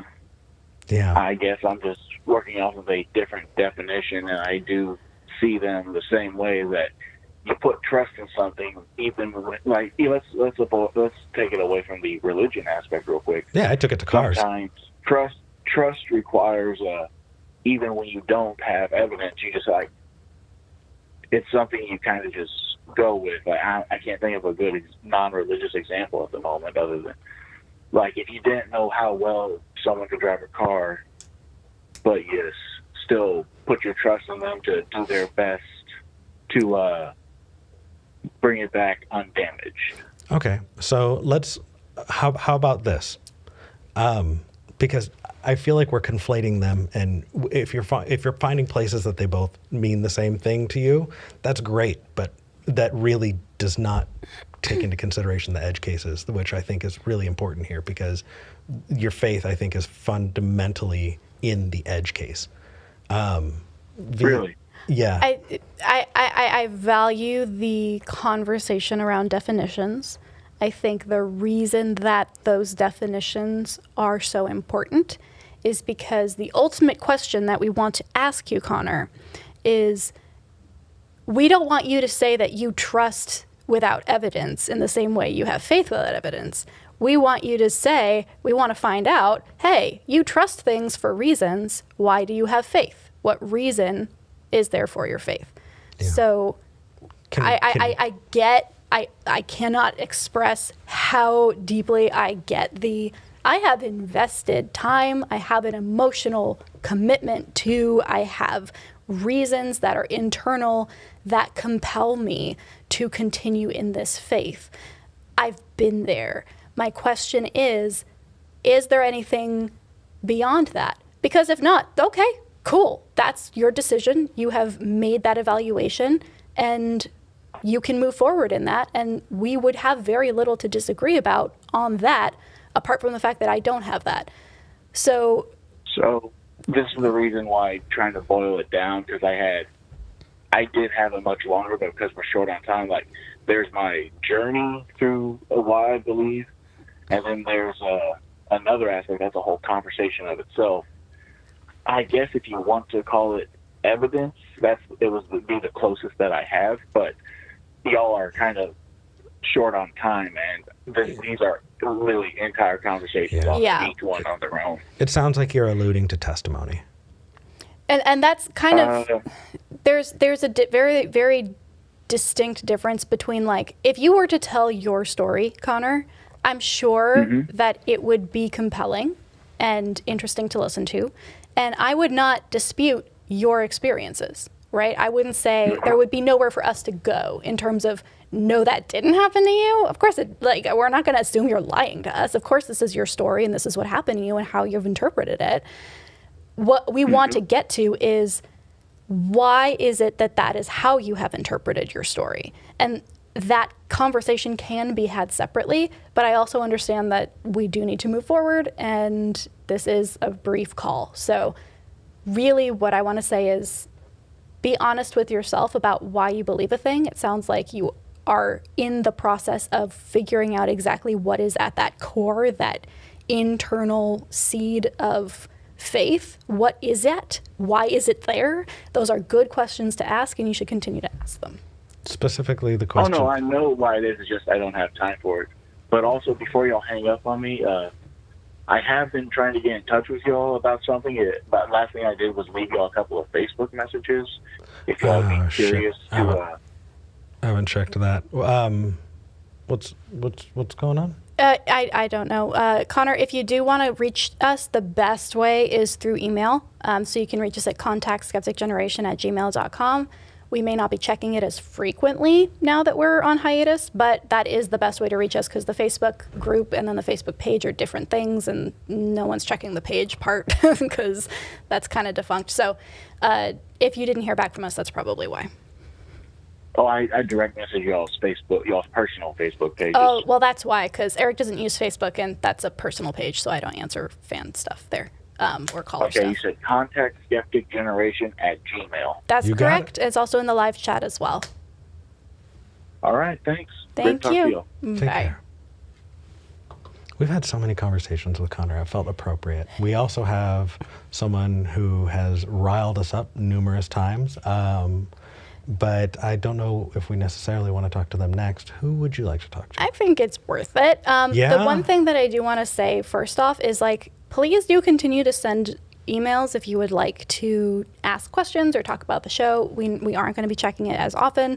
Please, please, please do not DM our private personal Facebook pages or anything like that because frankly, we either don't check them, looking at this guy over here, or it's a policy that I have that those do not, I'm not accepting friend requests on my personal Facebook page. You can reach me through Twitter, usually, pretty easily, but Facebook is generally just for friends and family. So, yeah, I going back to my days with the ACA, I had gotten The where? The what? The who?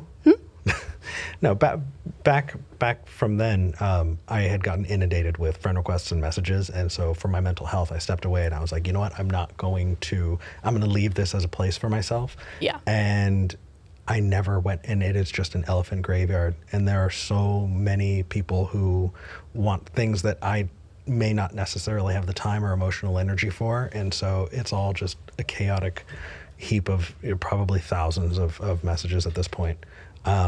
At some point I'm going to go through, but I'm intimidated by it. I'm going to be honest.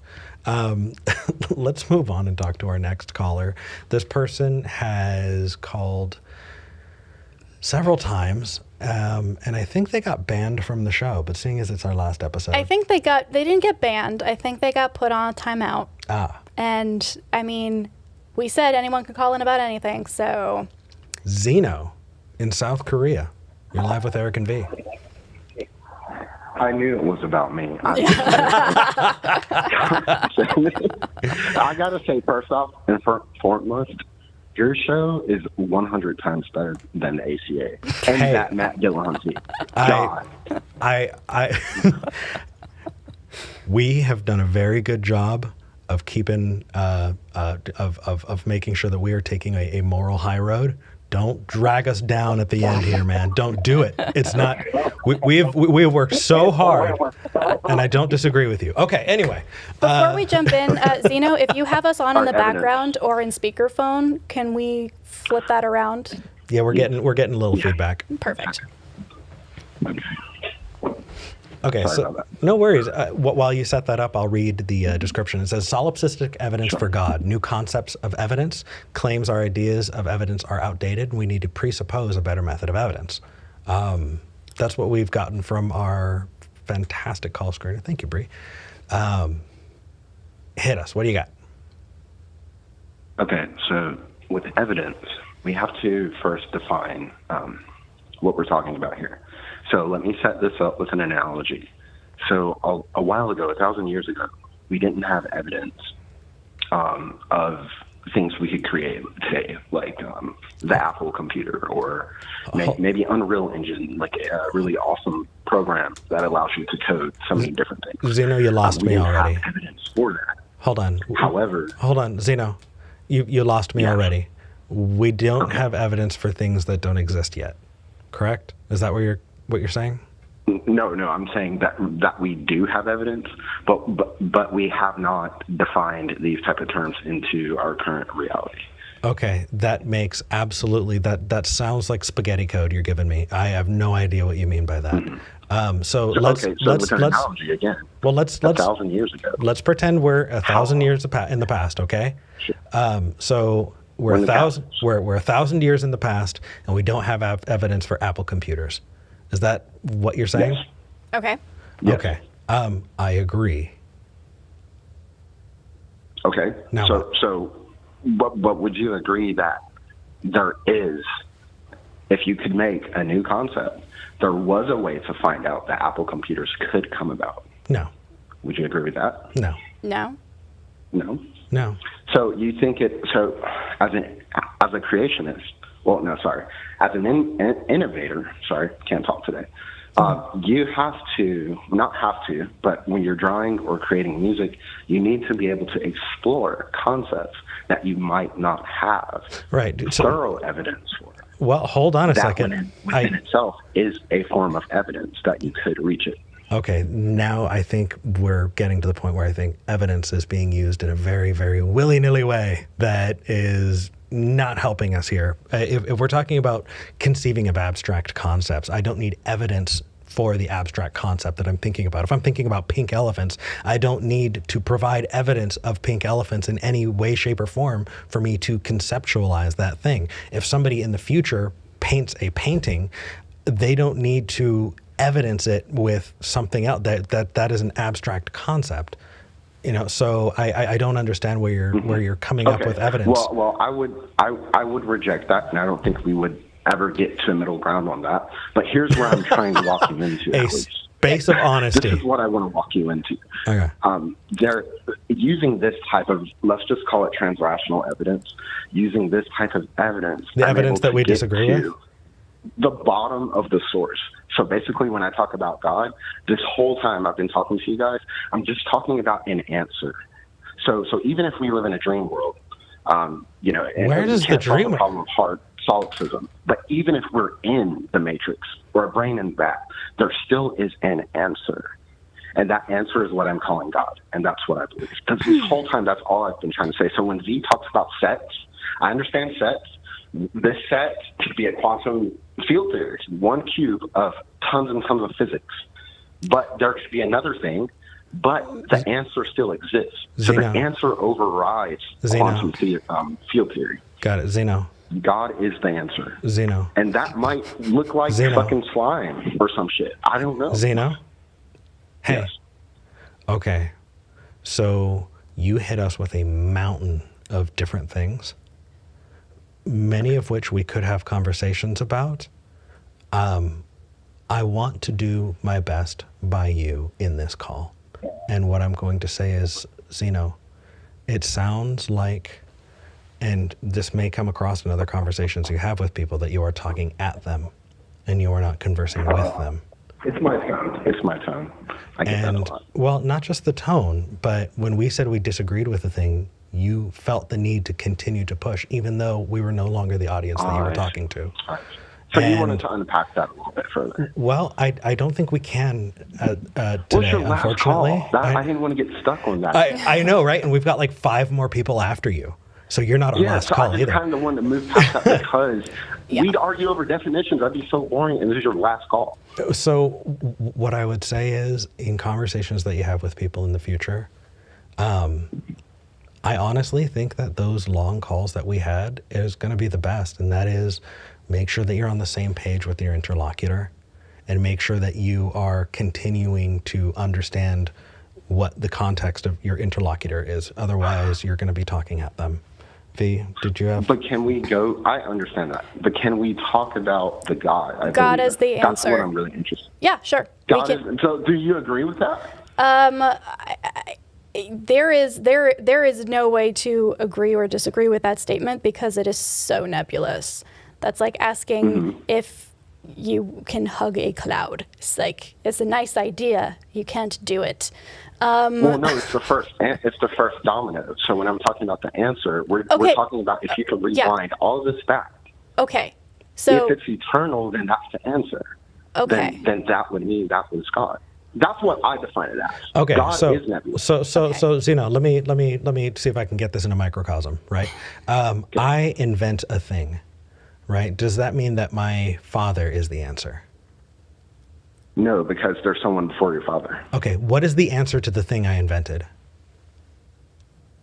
That's what we're talking. God, we're talking about the very beginning to why you're able to create a thing. So the answer to a cup is God. The answer to no one knows what the fuck the question is. No one knows what the question is because you have made it so nebulous that you are saying the answer in a context that makes absolutely no sense to anyone but you. Yeah, 42. It's the answer to everything. 42. I've got it tattooed on me. And I no, it's unless not 42, it is 42. Why that's 42? Right. So, Xeno, appreciate you. I hope that you can find your way to having more productive conversations with other people. Why the narcissism? Narcissism. Yeah. What are you talking about? God, obviously, it's the answer. Yeah, but why is he not responding to it? He's trying to attack the way I craft my conversation. Well, for a lot of, there is a reason that the craft of a conversation is so important. That's like saying, I want to get to... We've had great talks, V, both of us. I mean... But Eric, we have a problem. But me and V have actually made progress, by the way. So let me jump in here then. Okay, go for it. Because I think what is happening here is I am making some of the same assumptions or have reached some of the same understandings of how you are framing things, Xeno, that allows me to move that conversation forward. And the fact that Eric hasn't isn't necessarily an Eric problem.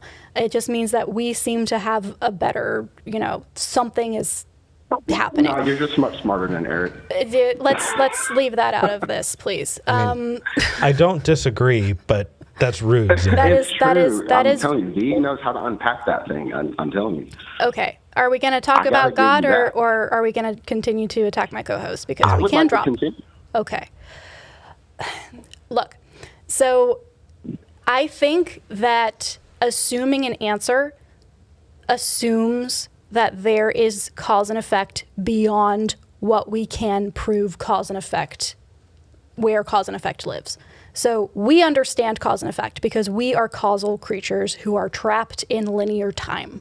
And so, of course, the way that we are going to think about things is that there was an ultimate starting point. There is an answer somewhere out there, whatever that is. It could be slime, it could be an idea, it could be nothing, right? That is the answer, therefore that is God. I get that. We're getting feedback for some reason. Yeah, we're getting a lot of feedback. Okay, here we go. Sorry. The problem that I have with that, besides just putting the word God onto it for myself, although if you want to do that, you can. My problem is that still presupposes cause and effect way outside of the scope of what we've proven cause and effect lives. So it's not cause and effect. If you're talking about an answer or a beginning, that is a cause. Just give me a second. One set can have cause and effect. Set A can have cause and effect. Set 2 could not have cause and effect. Do you agree with that?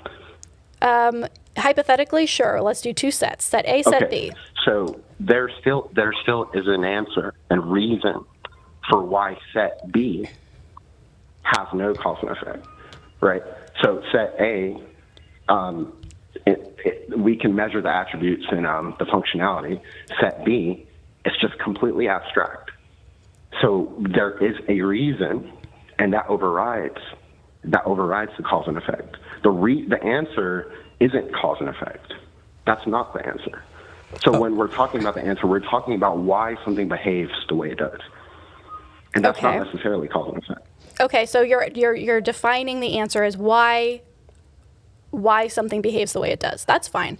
Yes, why is there something rather than nothing? That doesn't entail cause and effect. Okay. That entails an answer. Well, it kind of does. But also, the problem that I have now is, once again, we have put ourselves in this set B where everything is abstract and nothing makes sense because we cannot conceptualize it because it is outside of our understanding of space-time.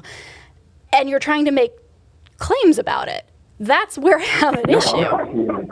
Well, I'm not making a specific claim. I'm not giving you the properties or the attributes of why this component would behave the way it does. But what I'm saying is we have at least an understanding of the fact that there is an answer. And that's not exactly going to be cause and effect, causality. We understand there are abstract concepts that exist, beyond our mathematical field. Wait, how can something in set B be the answer to the things in set A anyway? Isn't that? It's not. It's not. Okay, so this is something completely separate from set A. So yes, it's completely divided from set A. Then why does it matter if we're in set A? Why does it matter? If we're in set A and it doesn't affect us, then why does it matter? Yeah. So does Texas affect Jupiter? Wait, what? That's an analogy. So Texas is a place. Does it have any effect on what Jupiter does? Not to my knowledge, although I bet Greg Abbott differs. But they both coexist. But they're both in set A. Yeah. Wait. You know what? That is true. Yeah, and actually, I do want to point to this as a resource, so Bertrand Russell, I believe, used this example to disprove the hypothesis that you are trying to support, and I think that it would be interesting for people who are watching to look this up, and that is that you have two sets, right? You have the set of all things, and you have the empty set, and in referring to the set of all things, you would be talking, I'm sorry, there's feedback and I'm having trouble thinking with that feedback. Try it now. Test, 1, 2. Okay, cool. So when you're looking at the empty set, right, the set to which nothing is in, if we're going to look at this creator, right, does the creator, what you are calling God, does it belong to the empty set or the set of all things? The empty set. Okay, then it is no longer the empty set. And if it is not in the empty set, it has to necessarily go in the set of all things. Are there sets within an empty set? No. No. If there was, that's just blank space. Yeah, because if there was something in the empty set, it wouldn't be the empty set. So what would you call that blank space outside of the set itself? I would call it a concept that helps us understand that you can't have that outside thing you're talking about. So like okay, the example Bertrand Russell gives is, I'm getting the feedback. All right, what we're going to do is we're going to mute you, Xeno, just so that we don't have the feedback, and then invite you back in. Right. Okay, thank you. Yeah. So Bertrand Russell looks and goes, okay, what about the set of things that do not contain themselves? Where does that go? Mm-hmm. If it goes in the empty set, then it can't, because then the empty set becomes a thing and that moves into the set of all things. But if it contains itself, then it can't. And so it's a paradox that points out the absurdity of the claim that all things can be separated that way. And I think it's really, really important and useful. And Xeno, if you haven't checked out that dialogue, I think that would be an interesting resource for you to look into, given the way that we're having this conversation. All right, we're unmuting you, and you're back. Okay. So, no, I have not checked out that dialogue, but I have asked myself a string of those questions already, and I've talked to many people about that. And we kind of agree that us not having this, a grasp on mathematical abstractions and concepts, of course, is going to seem like it makes no sense, and how these sets could not really coexist together. And they do coexist in some sense, but you would have to create a new term. There's somewhat of a super coexistence that overrides the normal coexistence. So you'd have to create a new variable and define that. But ultimately, all my calls have been about is just me trying to show you how there is an answer. And look, I just want to say this last thing before I go. I still get called an atheist. They're like, oh, you're an atheist, you just don't realize that. Because I've been dissing the Bible, Jesus, for a long time. I don't believe in that shit.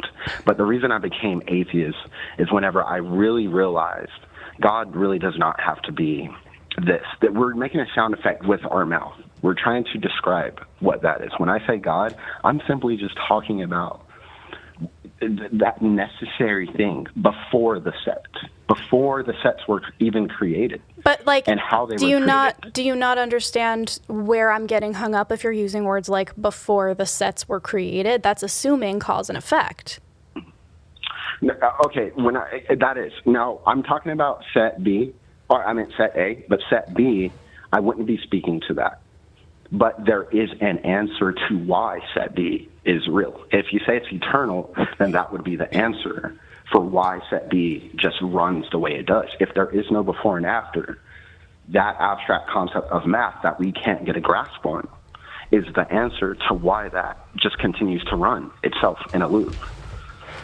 So God, to me, is just the answer to why set A and set B exists. Okay. Xeno, I think that Okay. is an answer, and as far as we're going to get with this, because I think that if that's how you want to think about the world and define things, and you are in other respects a good, decent person, okay, cool, what the fuck ever, I don't care. The issue that we've had... I think that God is incredibly boring. I wish I had a better one to make up and argue with you about, but that's just... I wanted to get your opinion, really, when I called this show. I really like Eric's, and despite what I say about you, Eric, I like your opinion and I like V's opinion, because I'm just trying to get someone to understand what I'm thinking and just have a conversation about it. Because I can't find anyone at the bar to talk about this shit. That's fair. We can't either, honestly. That was fun. So we're happy fun to talk with you you, and we're glad that you called in. I'm glad, and good luck on your journey. If you guys need 100 Ethereum, just hit me up. So. Thanks so much, Xeno. I appreciate it. Yeah. Bye. All right. I mean, if you would like to donate, we are creating a Patreon tier for people who are just signing on. Do not send us Bitcoin, please. Well, for people who are just tuning in and have picked up so far, we're going to be going on hiatus after this episode. If you are a patron, don't worry, we're not going to be charging you after this, right? This is the last time you're ever going to be charged.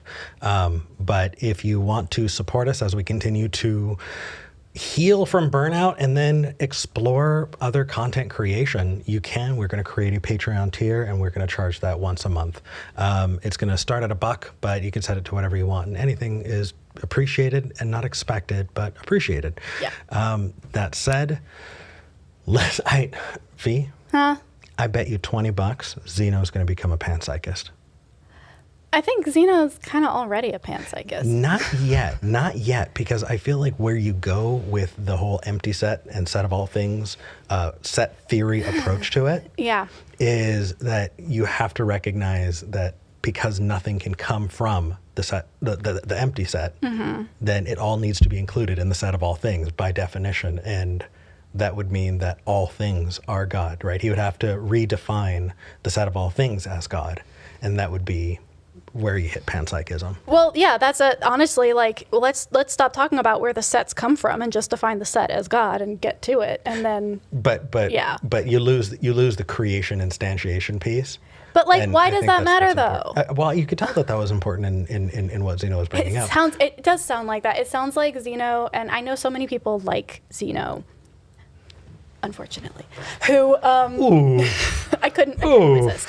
I know so many people. He called me dumb, and I'm the one taking his side. What the fuck? Fuck you, Xeno. You call me dumb. Anyway, go ahead. He didn't call you dumb. He just called me smart in comparison.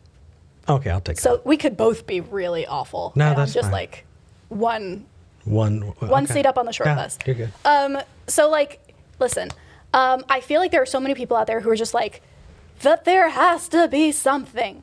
There has to be something out there, right? There has to be an answer. There has to be an ultimate source of truth or an ultimate fact that we can base all of the other facts on, because otherwise things go nuts in my brain and I can't make the arguments that I want to make because I don't have my ultimate fact to back me up. And I get it. I really, really get it. And I don't know if it's just because I haven't fully sat with it and contemplated the horror of there not being an ultimate fact out there somewhere, or if it's just like I've kind of desensitized myself to it because that's been my mindset for so long. We don't have evidence of an ultimate fact.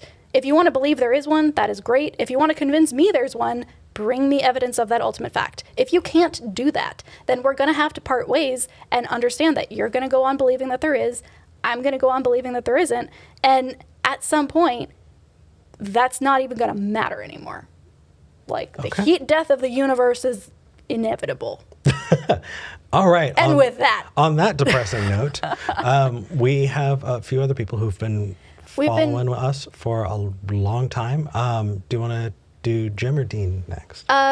Dean, I definitely want to talk to you, but let's close out with you because the others have been waiting for quite a while. I would love to talk to Rosy. Okay. Rosy in Canada wants to decolonize our mindsets in a secular way. Rosy, you're live with Eric and V.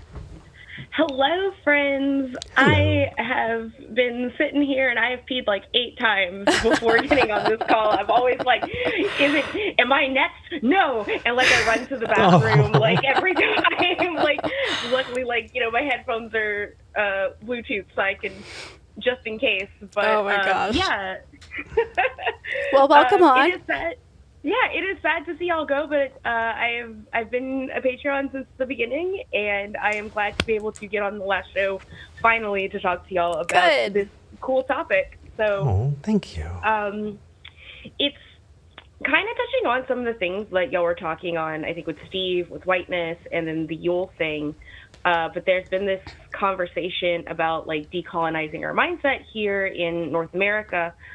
Background-wise, I am both an Indigenous person and I'm a Cajun Creole person, so I'm mixed to the Yuha.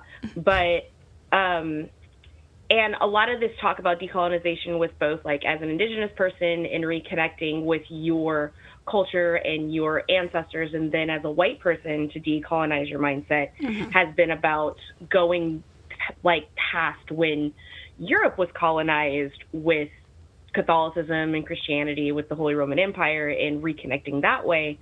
But a lot of that conversation centers around like the spirituality of it all, where it's like reconnecting with your ancestors and things like that. And like, I'm an ex-Catholic and I didn't do the whole like Christian to paganism kind of jump. I went from like Catholicism to deism to agnostic atheism, right? Like just didn't like believed in one God and then just believed in one less. And so the conversation, like, I don't know how to like continue that conversation with people in a secular way because it's not a spiritual thing. And it's not the only way we can reconnect with our ancient cultures in a sense. And I definitely want to talk about that, especially with you, V, because you sort of have that atheo-paganism aspect about yourself, like, you know, with your Irish heritage as well. And I don't know.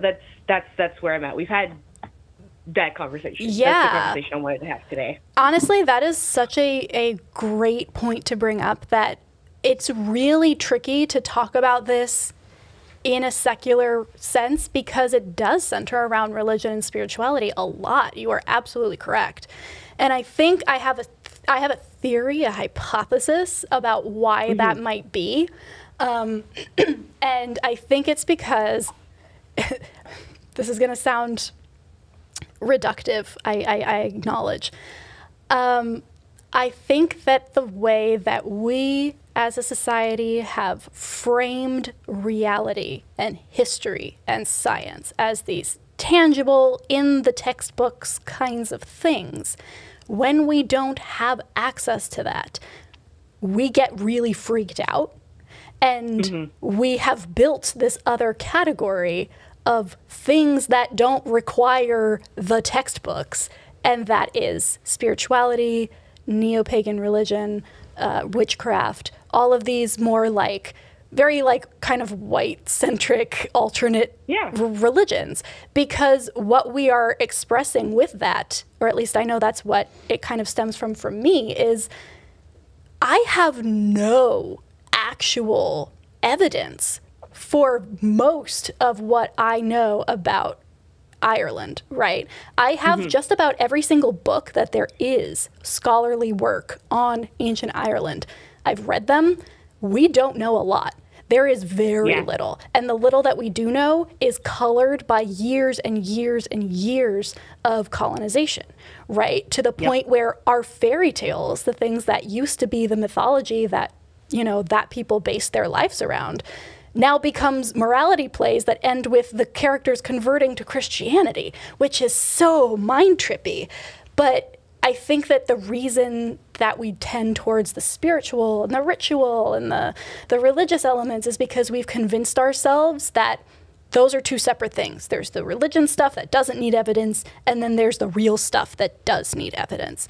And as much as I agree that if you're talking about reality, you better come with evidence, I also think that you're right in that it's damaging to just shove all of that into the realm of spirituality just because we don't have the evidence. In fact, we need to look at why we don't, right? If you're saying, I agree. I don't know anything about the ancient beliefs of the people that I came from, instead of just being like, well, I'll just make shit up and then be a happy little witch in the woods, as much as that sounds awesome, you also have to be like, okay, why don't I know these things? Who took that? And then apply that with empathy to people who are going through that right now, right? And so being like, hey, I don't have a culture anymore. The one that I want, the one that I would have been born into is gone forever. That's not even enough. You need to then look at the next person who's standing next to you and say, that's happening to you right now. How do I stop that from happening? So, I don't know. That's my little rant. Yeah, for sure. 100%. The lack of like knowledge we have on like Celtic mythology and Gaelic paganism is so limited compared to like Norse and Greco-Roman. It's like when I went to look into it, it was like there's like almost nothing, and it's so colonized, right? And I 100% agree. Like I said before, I'm also indigenous as well, and like approaching like reconnecting with like your indigenous heritage without attaching that spirituality to it has been a little rough, because it's like I don't pray to ancestors, I don't pray to anything, right? Like, but like you said, just having that empathy of like respecting that culture and respecting that it's just because I don't believe in it doesn't mean I don't think it should be taken away from you, kind of thing. Exactly. Is super important. And you said, sorry, go ahead. No. I lost my train of thought. ADHD. Go ahead. I feel you. You said that you were partially indigenous, and then you said Creole as well?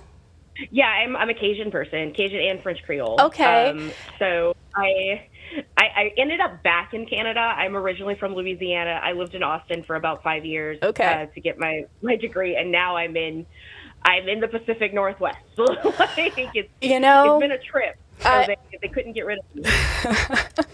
The thing that I want to bring up there is that something that I really deeply admire about the Black community in the United States specifically is that within the last 200 years, they went through a very brutal period of having all of that culture stripped away from them intentionally and replaced with the dominant mindset and where their place was in that, right? And so the creation of Black culture is so beautiful and inspiring to me, because it takes that separation of, oh, well, we can't talk about the things we don't know because we must only go back there and pick out like the historical archaeological evidence. If you don't have access to that, what do? You're either stuck in this nebulous spiritual realm, or you say, fuck it, let's create something. Let's build a culture that is based on the aggregation of knowledge as we're learning it and the celebration of what we've created in the meantime. And to me, that's just mind-blowingly amazing. So, I do just want to clarify something real quick. 'Cause, people go and look me up on the interwebs.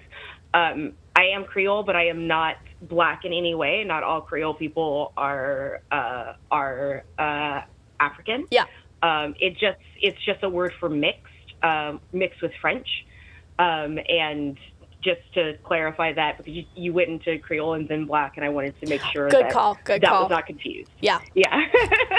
Kind of thing. Oddly enough, like, kind of like in this own, like, deconstruction, decolonizing journey that I've been going to, the weird thing that not weird, but the thing that I have used to sort of reconnect, especially during the pandemic, was through music. There are a lot of traditional folk bands that come out of Europe that use like traditional instruments, right? From those cultures, like the band Wardruna is a Nordic pagan one. Even though I don't believe in Nordic paganism, like just like being able to like see, like use those traditional instruments to create music has been like, that's like reconnecting with the homeland kind of feeling, right? Like, and I think that's dope. So that's like a way that if, you know, people are kind of in a similar position, music is a great way to reconnect with your ancient culture, I think. I love that. I love that idea, and I agree. Rosy, thank you so much for calling in. This was a delightful conversation. Oh, thank you. Thank you. All right. Have a good rest of your day. Take care. Bye. Bye.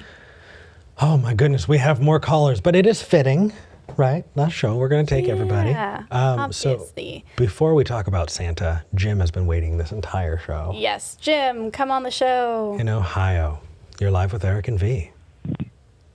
Hi, I'll try to keep this brief because I know you have, like you said, a lot of callers. And I was taken by surprise by your hiatus, so my thoughts might be a little ramble. So I hope I don't ramble too much. First of all, it's good to see you two back together again, and I'm glad you're feeling better. Thank you. Yeah. So it's a pause that I didn't know if I lost you. No, you're good. Okay. And as much as I'll miss your show, it's good that you're taking a break. I mean, you know, you got to take care of your health. Yeah. Yeah. There was a time where I would show up to record with 102, 103 degree fever. Yikes. Just because I did not imagine that I had the self-worth to deserve to rest. And I'm a healthier person now. And I do deserve that. Good. Yeah. Yeah, man. Anyway, go ahead. Okay, before I forget this, in another call, I forget who it was, one of the shows, you mentioned some kind of poll about atheism, like you mentioned Norway and things.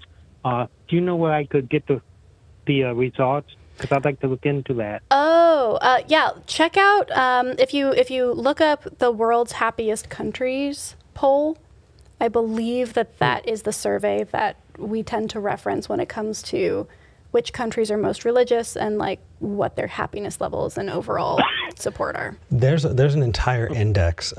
So I remember I was working with Holy Kool-Aid, and Holy Kool-Aid actually made a series of 3 videos, and it looked at I want to say it was like 24 different big like resources that have studied happiness and cross check that with religiosity all over the world. And I think he made one for Christianity, one for Muslims, and a generic one.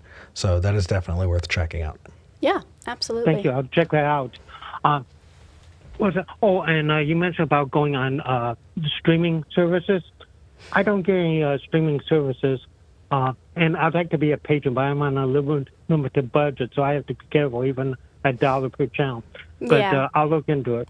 Absolutely. I'll look into it.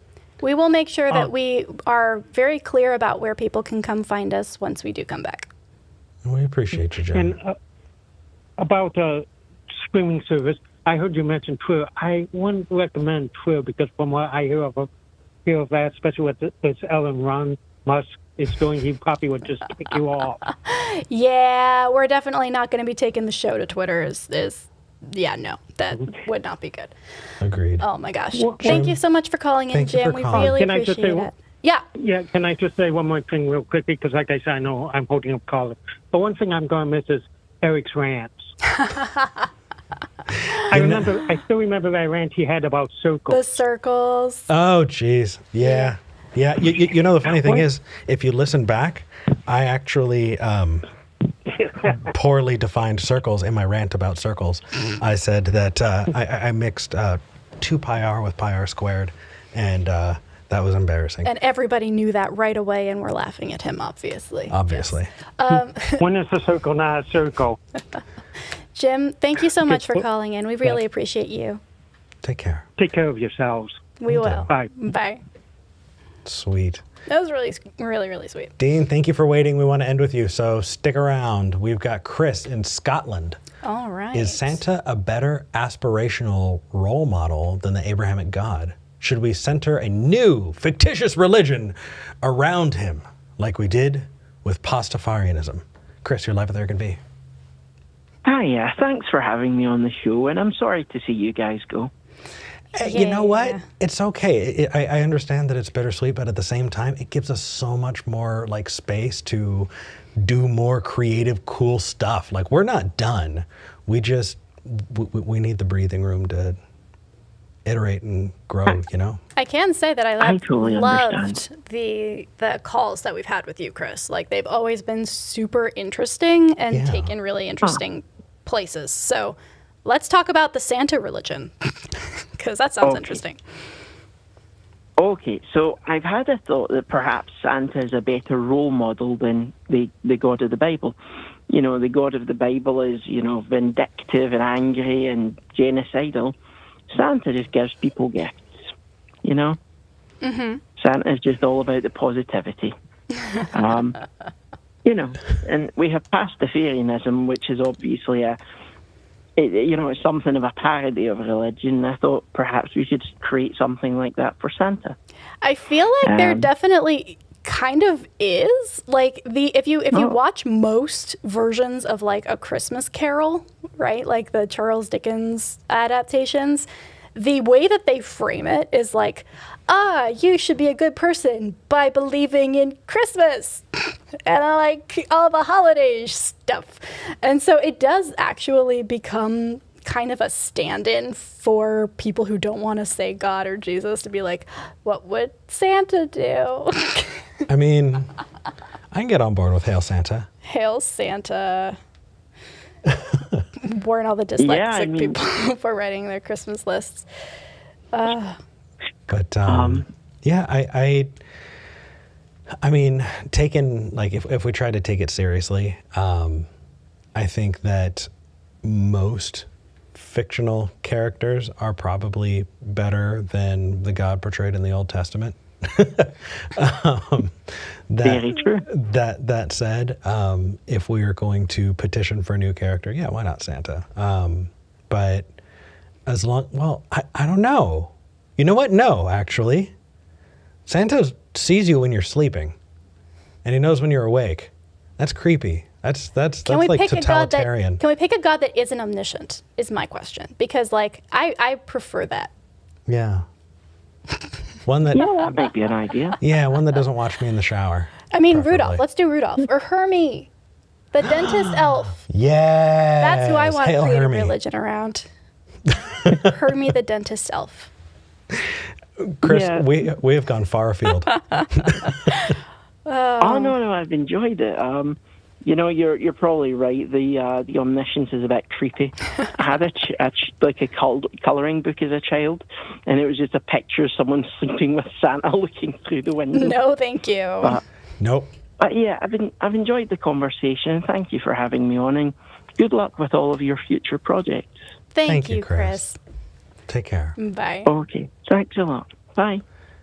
And a friend, an actual Christian apologist who has been rooting for us because, at least in conversations with him, he thinks that we're trying to have better conversations. And I do always appreciate the conversations I have with Dean Meadows in Virginia.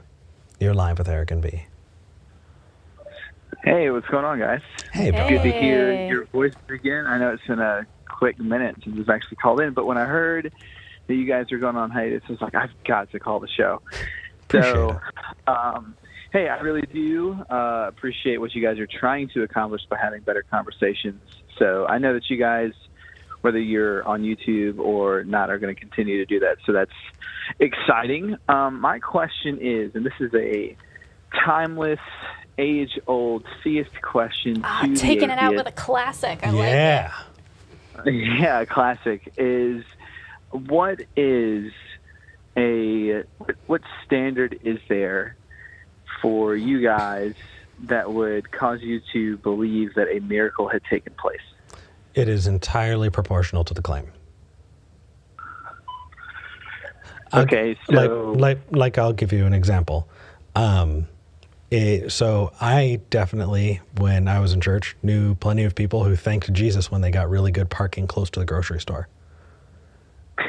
Okay. Right? If we were to evaluate that as a miracle, I'm not going to say, no, there does not exist any parking next to any grocery stores ever. It's impossible. Right? Like, we would need to start somewhere else. If someone were to, I don't know, say that they regrew a limb in a miracle, that would require an entirely different standard of evidence. So we would need to settle on what it is and what is required for the claim to be accepted. Okay, so I think first you'd have to define what anybody means by a miracle, because it can be used very, very loosely. Like, I lost my keys and I found them. It was a miracle that I found my keys. Mm-hmm. Right? I don't necessarily know that they mean that something outside of the scope of the natural order of things had taken place, but like they mean I didn't think that I was going to find them, and I did, and it was unexpected. Right. That I found them. Whereas if I had taken your keys and was currently holding them, and you were like, I found my keys, then we may have a question about how that was possible. Right. So, yeah, I think for me, the word miracle is so fraught because baked into it is kind of this admission that we don't know how this happened, therefore God, right? Like, oh, we have examined this, we can't figure out how this happened, and then making a claim that something made it happen for some reason. So for me, it's the word that causes the most problems. If we wanted to use a word like really like outlier event or something, it would literally the only requests would be, do we have the capability to do that thing? Did that thing happen anyway? Cool, that's what that is. It's the assumption built into the term miracle that it was caused by some kind of higher power that I don't think could be borne out with evidence. Right. And can I add on to that, or Dean, do you want to respond to V? Yeah, go ahead. No, go ahead, Eric. Okay. So let's continue that and let's say we do define miracle, right?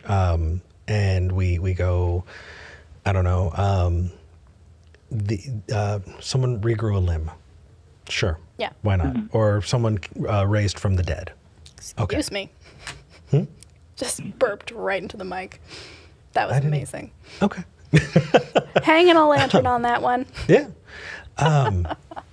So someone, returning from the dead. Cool. We'll call that, we'll say that, if somebody actually did that, they were absolutely dead for several days and they came back and they were alive and fine, that would appear to be a miracle, right? Like 3 days? Sure. Why not? No, I'm just messing with you. No. I mean, we don't want them to start stinking. Sure. 3 days. So let's say that you have that event, and you are saying that there is a supernatural cause to it. So who's to say that it is your God or someone else's God? Is there a way to evaluate that evidence to find out if it is evidence of your God or someone else's entirely different God concept? Right. So I think what you could do is you could say, if you established first what a miracle is, and then you could evidence it, you could say something like, something supernatural has taken place here, right? Okay. Or something outside the scope of standard scientific. Okay. Well, naturalism is taking place here, right? Okay. You could start there, So and then you could ask the question. Go ahead. Then you could ask the question. Okay, does this point to a particular religious claim, right? Because I think we would agree that scientific anomalies happen all the time, and we don't necessarily attribute those to gods, right? Right. Yeah. So I guess where I'm going with this is I feel like the entire concept, standards of evidence for miracles, if we were to be as charitable as humanly possible and agree with you all the way through, you have only gotten to science couldn't understand it. We are saying it's a miracle, but it could be a not God, literally anything else. It could be a fairy. It could be fae folk. It could be, any number of magical creatures. It could have been the Loch Ness Monster. And unless you can differentiate between whether the Loch Ness Monster did it or your God did it, and if the evidence points to both of those equally, I think you still have a lot of work to do. So what if you had, and I'll do a thought experiment here. So what if you had, someone that was at the hospital with some type of severe atrophy, or even in a case where you're talking about growing a limb back, and had people come in and they prayed for them, and they said, in Jesus' name, right? Or, dear God, please, regrow this limb, or please heal the severely atrophied leg here in the name of Jesus, amen. And then it happened, and then like let's say that the Mayo Clinic was like, yes, this was observed, as soon as, immediately after the prayer took place, this limb was no longer atrophied, it restored its muscle, or this limb grew back. Would that be, would something like, and it was multiply attested, would you say that was a miracle that pointed towards Christianity? I need a little bit more evidence. Not evidence. I need to ask a follow-up question to see if we're going to get there. Does that come to the exclusion of any other miracles with different gods? So let's say right next door at the Mayo Clinic, somebody who believed in an entirely different God concept that is fundamentally incompatible with yours, they pray and have the exact same type miracle situation occur. In this hypothetical, right? Could both exist, or in your hypothetical, is it only the Jesus one? So you're saying if there's somebody in the next room that would say a different religious group, which is entirely incompatible with yours, right? So I'm open to that being a possibility. So I just want to know where either of these things are happening, because if we don't have evidence of these things, yes, Dean, if you showed me that study and then let me talk to the person who had their leg grow back after being prayed over in Jesus' name, that honestly, I would be like, okay, that's as close to a miracle as I think I'm ever going to see. Yeah. So all right, would it make me a Christian? Probably not. Because you'd have to still deal with Gnosticism, which is terrifying to think about. But okay, that would be a miracle for me. I would grant that. Do we have that? Can I see that? Right. No, it's purely a thought experiment. Yeah. That's interesting there, V. I would say, and I haven't looked into it, but apparently a guy by the name of Craig Keener's got a 2-volume set on miracles that I'm gonna look at, because I think to a certain degree, I think most people are. I won't say most people. Me particularly, I am very skeptical of when someone says that a miracle took place, because I am skeptical of being Benny Hinn duped. Yeah. Right. So that is obviously a situation that you got to deal with. But I'm open for this conversation just to say, if either situation took place, whether it was a Muslim or a Christian. Both of them are Abrahamic. But yeah, even if we were to get to non-Abraham. Hey, I went into one of them and did a ritual and was like, this is in the atheist witchcraft tradition of you are now healed. and that happened. Basically, the only point that I'm making there is I don't think that leads to a place that is satisfactory necessarily for you. And what I would want to tease out is whether or not you are attributing more towards your God claim than anyone else would with that same story. Well, you know what I mean? Like it yeah, doesn't. no, I see what you're saying, and it's not. And I don't necessarily know that right now. I'm going after the Christian God claim. I'm just trying to get you to. I'm just trying to get you to the point where you accept the possibility of miracles, Eric. No. So I'm just saying. So in either room, if something like that took place, was that for you? Would that be okay? Hey, I don't know that this points to a particular specific God, but this miracle, however we want to define it, has taken place. I can't deny that. Well, so my ignorance is not someone else's evidence. Well, that's the thing, though. Miracle is not an evidential claim, though. Like, here's the thing. I could say, this is the best day ever. You understand what I mean by that.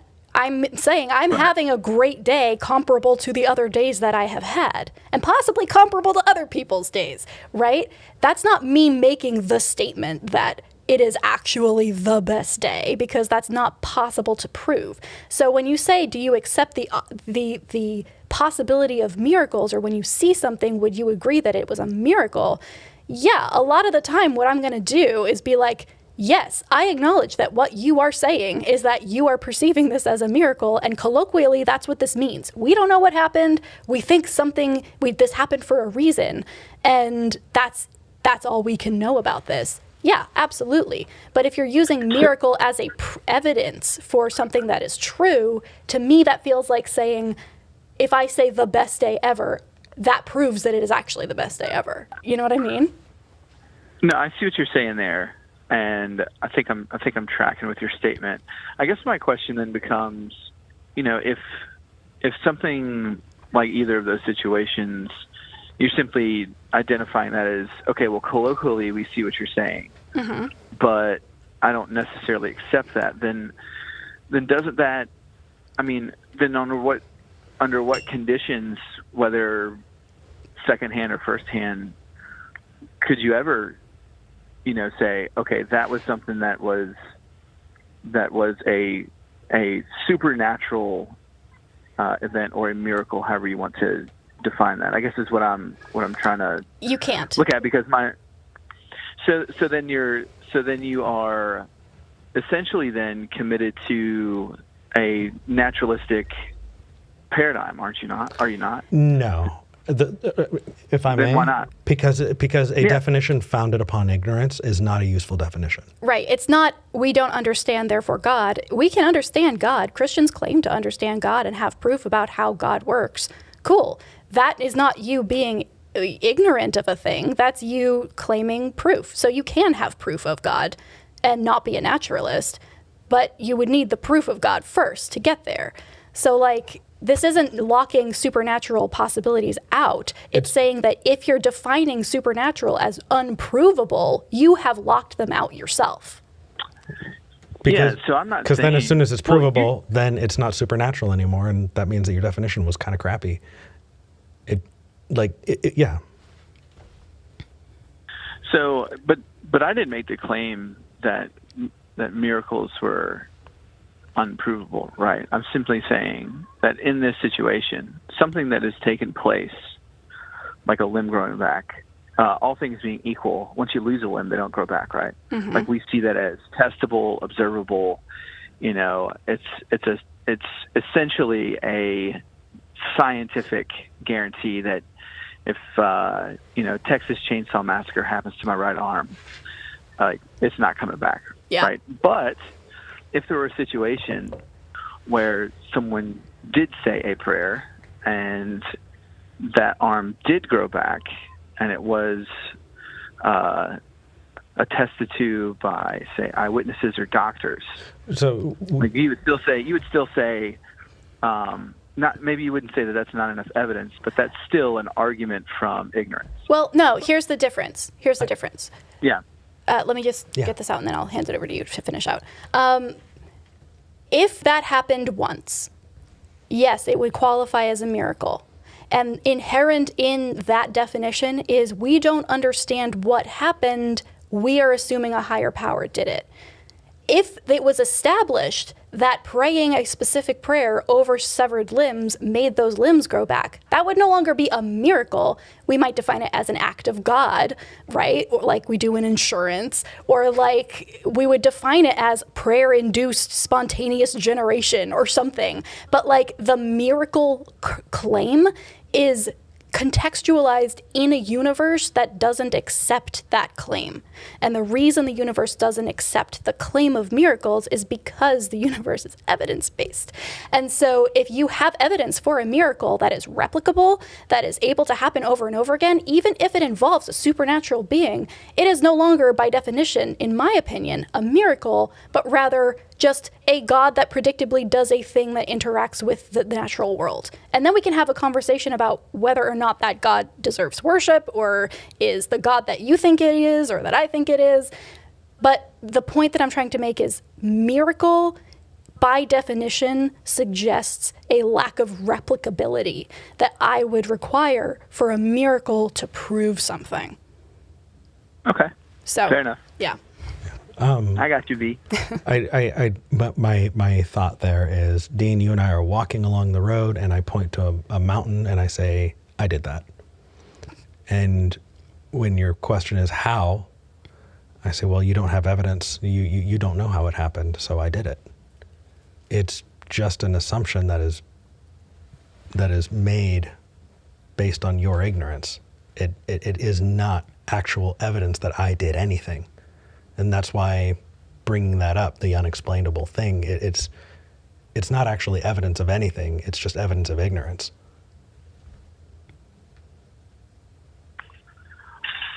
Well, I'll agree to disagree on that one. Why?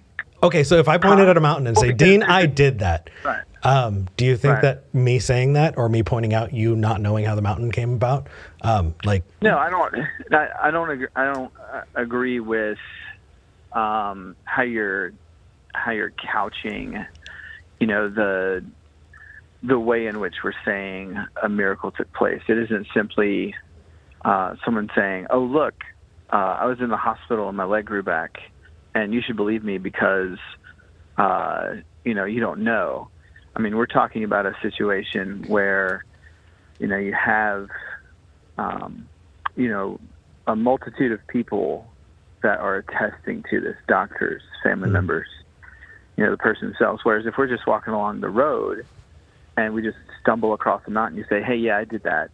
Well, that's not a one-for-one similarity there. Actually, right? I think it is, because you're post hoc rationalizing the cause of a thing, right? So if you were to say, Eric, where did you get all of the dirt for the mountain? That's a good thing for me to explain. If I were to say, hey, where did the bone come from, the one that magicked itself back onto this severed limb, where did that come from? How did that get there? Those are important questions that I think are one-to-one.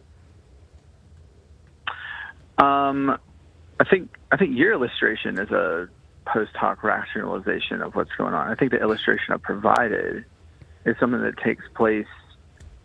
It would be something that if I were going to accept it as a miracle, right, having not been there, would obviously go through the rigors of, testing of or not testing, questioning eyewitnesses, looking at medical reports, things like that. You can't do that if we're walking along the road and saying, "Oh, look, there's a mountain. I did that." Okay, but if I point at a mountain and say God did that, would you believe me? What? If we were walking down the road and I pointed at a mountain and say God did that, would you believe me? I would say that mountain was not created directly so you're saying God didn't do that? I would say that. Okay, so now we're playing word games. Obviously, that God I do believe that God created the universe with certain natural laws that impact how things are created, like stars and planets and natural processes on Earth. So how are you defining miracle if everything is from God and he created the natural laws? Then that would mean everything. Doesn't miracle become a useless word then? No, because a miracle is a situation in which God intervenes in the natural world.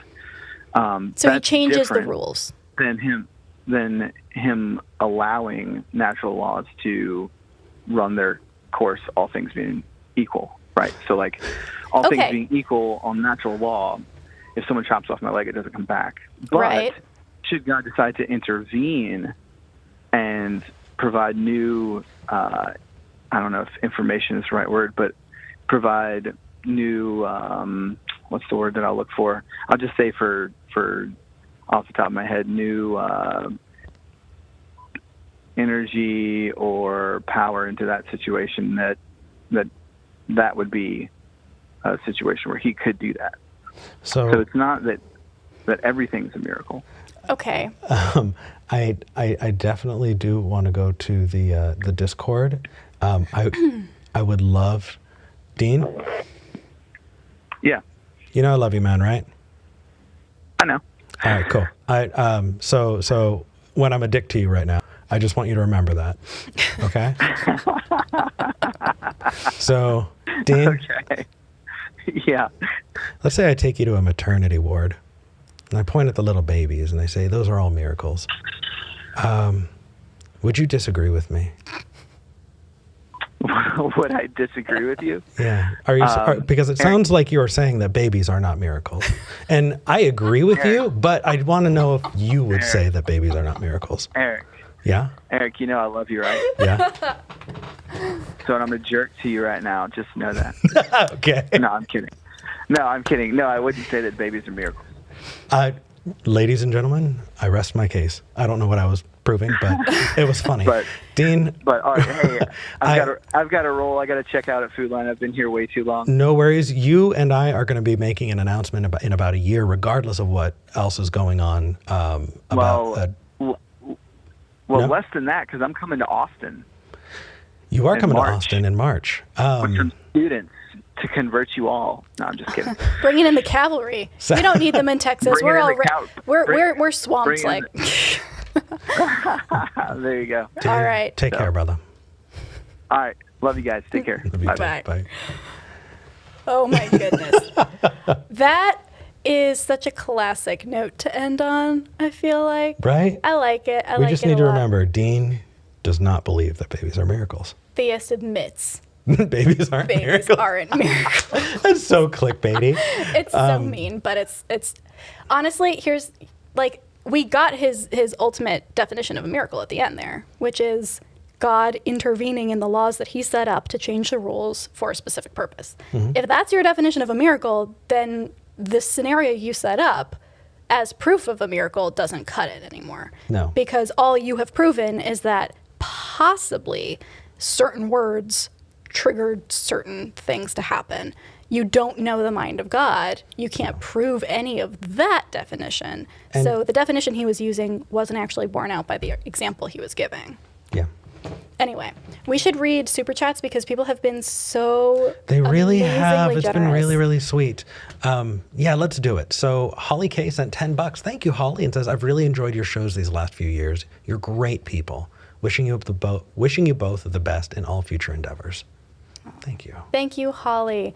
Melody Kate is at $9.99 and says, little thank you fox emoji, I think, or a red panda. King Nick 1994 sent 20 pounds. 20 pounds or euros? Are those euros? I think those are euros. Euros, 20 euros. It says, your show has consistently made my Sundays better. And on the rare days when I wasn't able to watch it live, I always look forward to when I could catch up. Take all the time you need to recharge. Love you both. Take care. Oh, thank you. King Nick.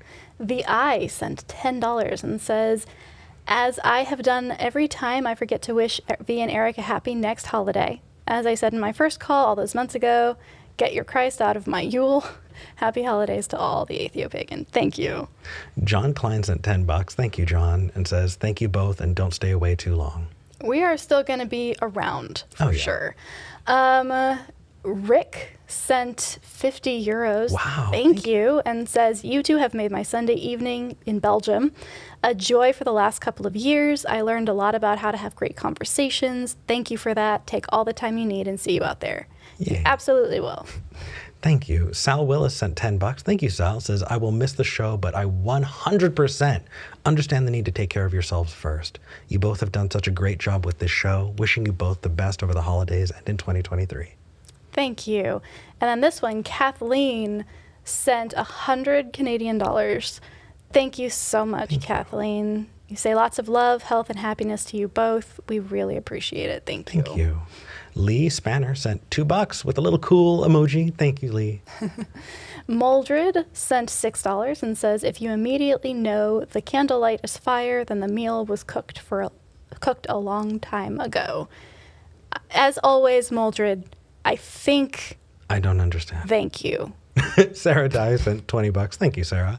Says, thank you for all your work with this show and community. I've really enjoyed all the awesomeness. I hope you both have an amazing holiday season. We will. You too, Sarah. It was wonderful getting to meet you in person. Definitely. And we love that you were able to see us off. And then Prim sent $50. Wow, thank you, Prim. And says, some coffee money because I don't do Patreon much. Have a nice break and hurry back when you are ready for what comes next. This is the land of peace, love, tranquility, and no mercy. Merry part till merry meet again. I love that so much. Yeah. Yay. Okay, so a couple of things before we wrap up. We are going to be going to the Discord, so if you want to join us, we are going to be hopping over to Discord and saying a few more goodbyes. I want to, one more time, thank our incredible volunteers. We love you guys, and if I missed your name, let me know, and I will but thank you. Thank you, guys. We are we have put every single patron that has ever participated in our Patreon in the credits this time around. It doesn't matter how much, it doesn't matter for how long. If you have subscribed to our Patreon at any point, you are in the outro credits because we appreciate you, and we understand that we couldn't have done this for almost 2 years without your help. And we, you know what? Doing this on our own terms, doing this where we can like pivot and just go ham with making and doing, and I'm freaking excited for what comes next. Absolutely. It'll be better because of this show. And hopefully this show will be better because of it too. And I mean, honestly, like what we've been able to create gives us the option to do so much more. Mm-hmm. And we're so privileged for it. Just grateful. But have a happy holiday season. And well, for the last time, we're glad we had this talk.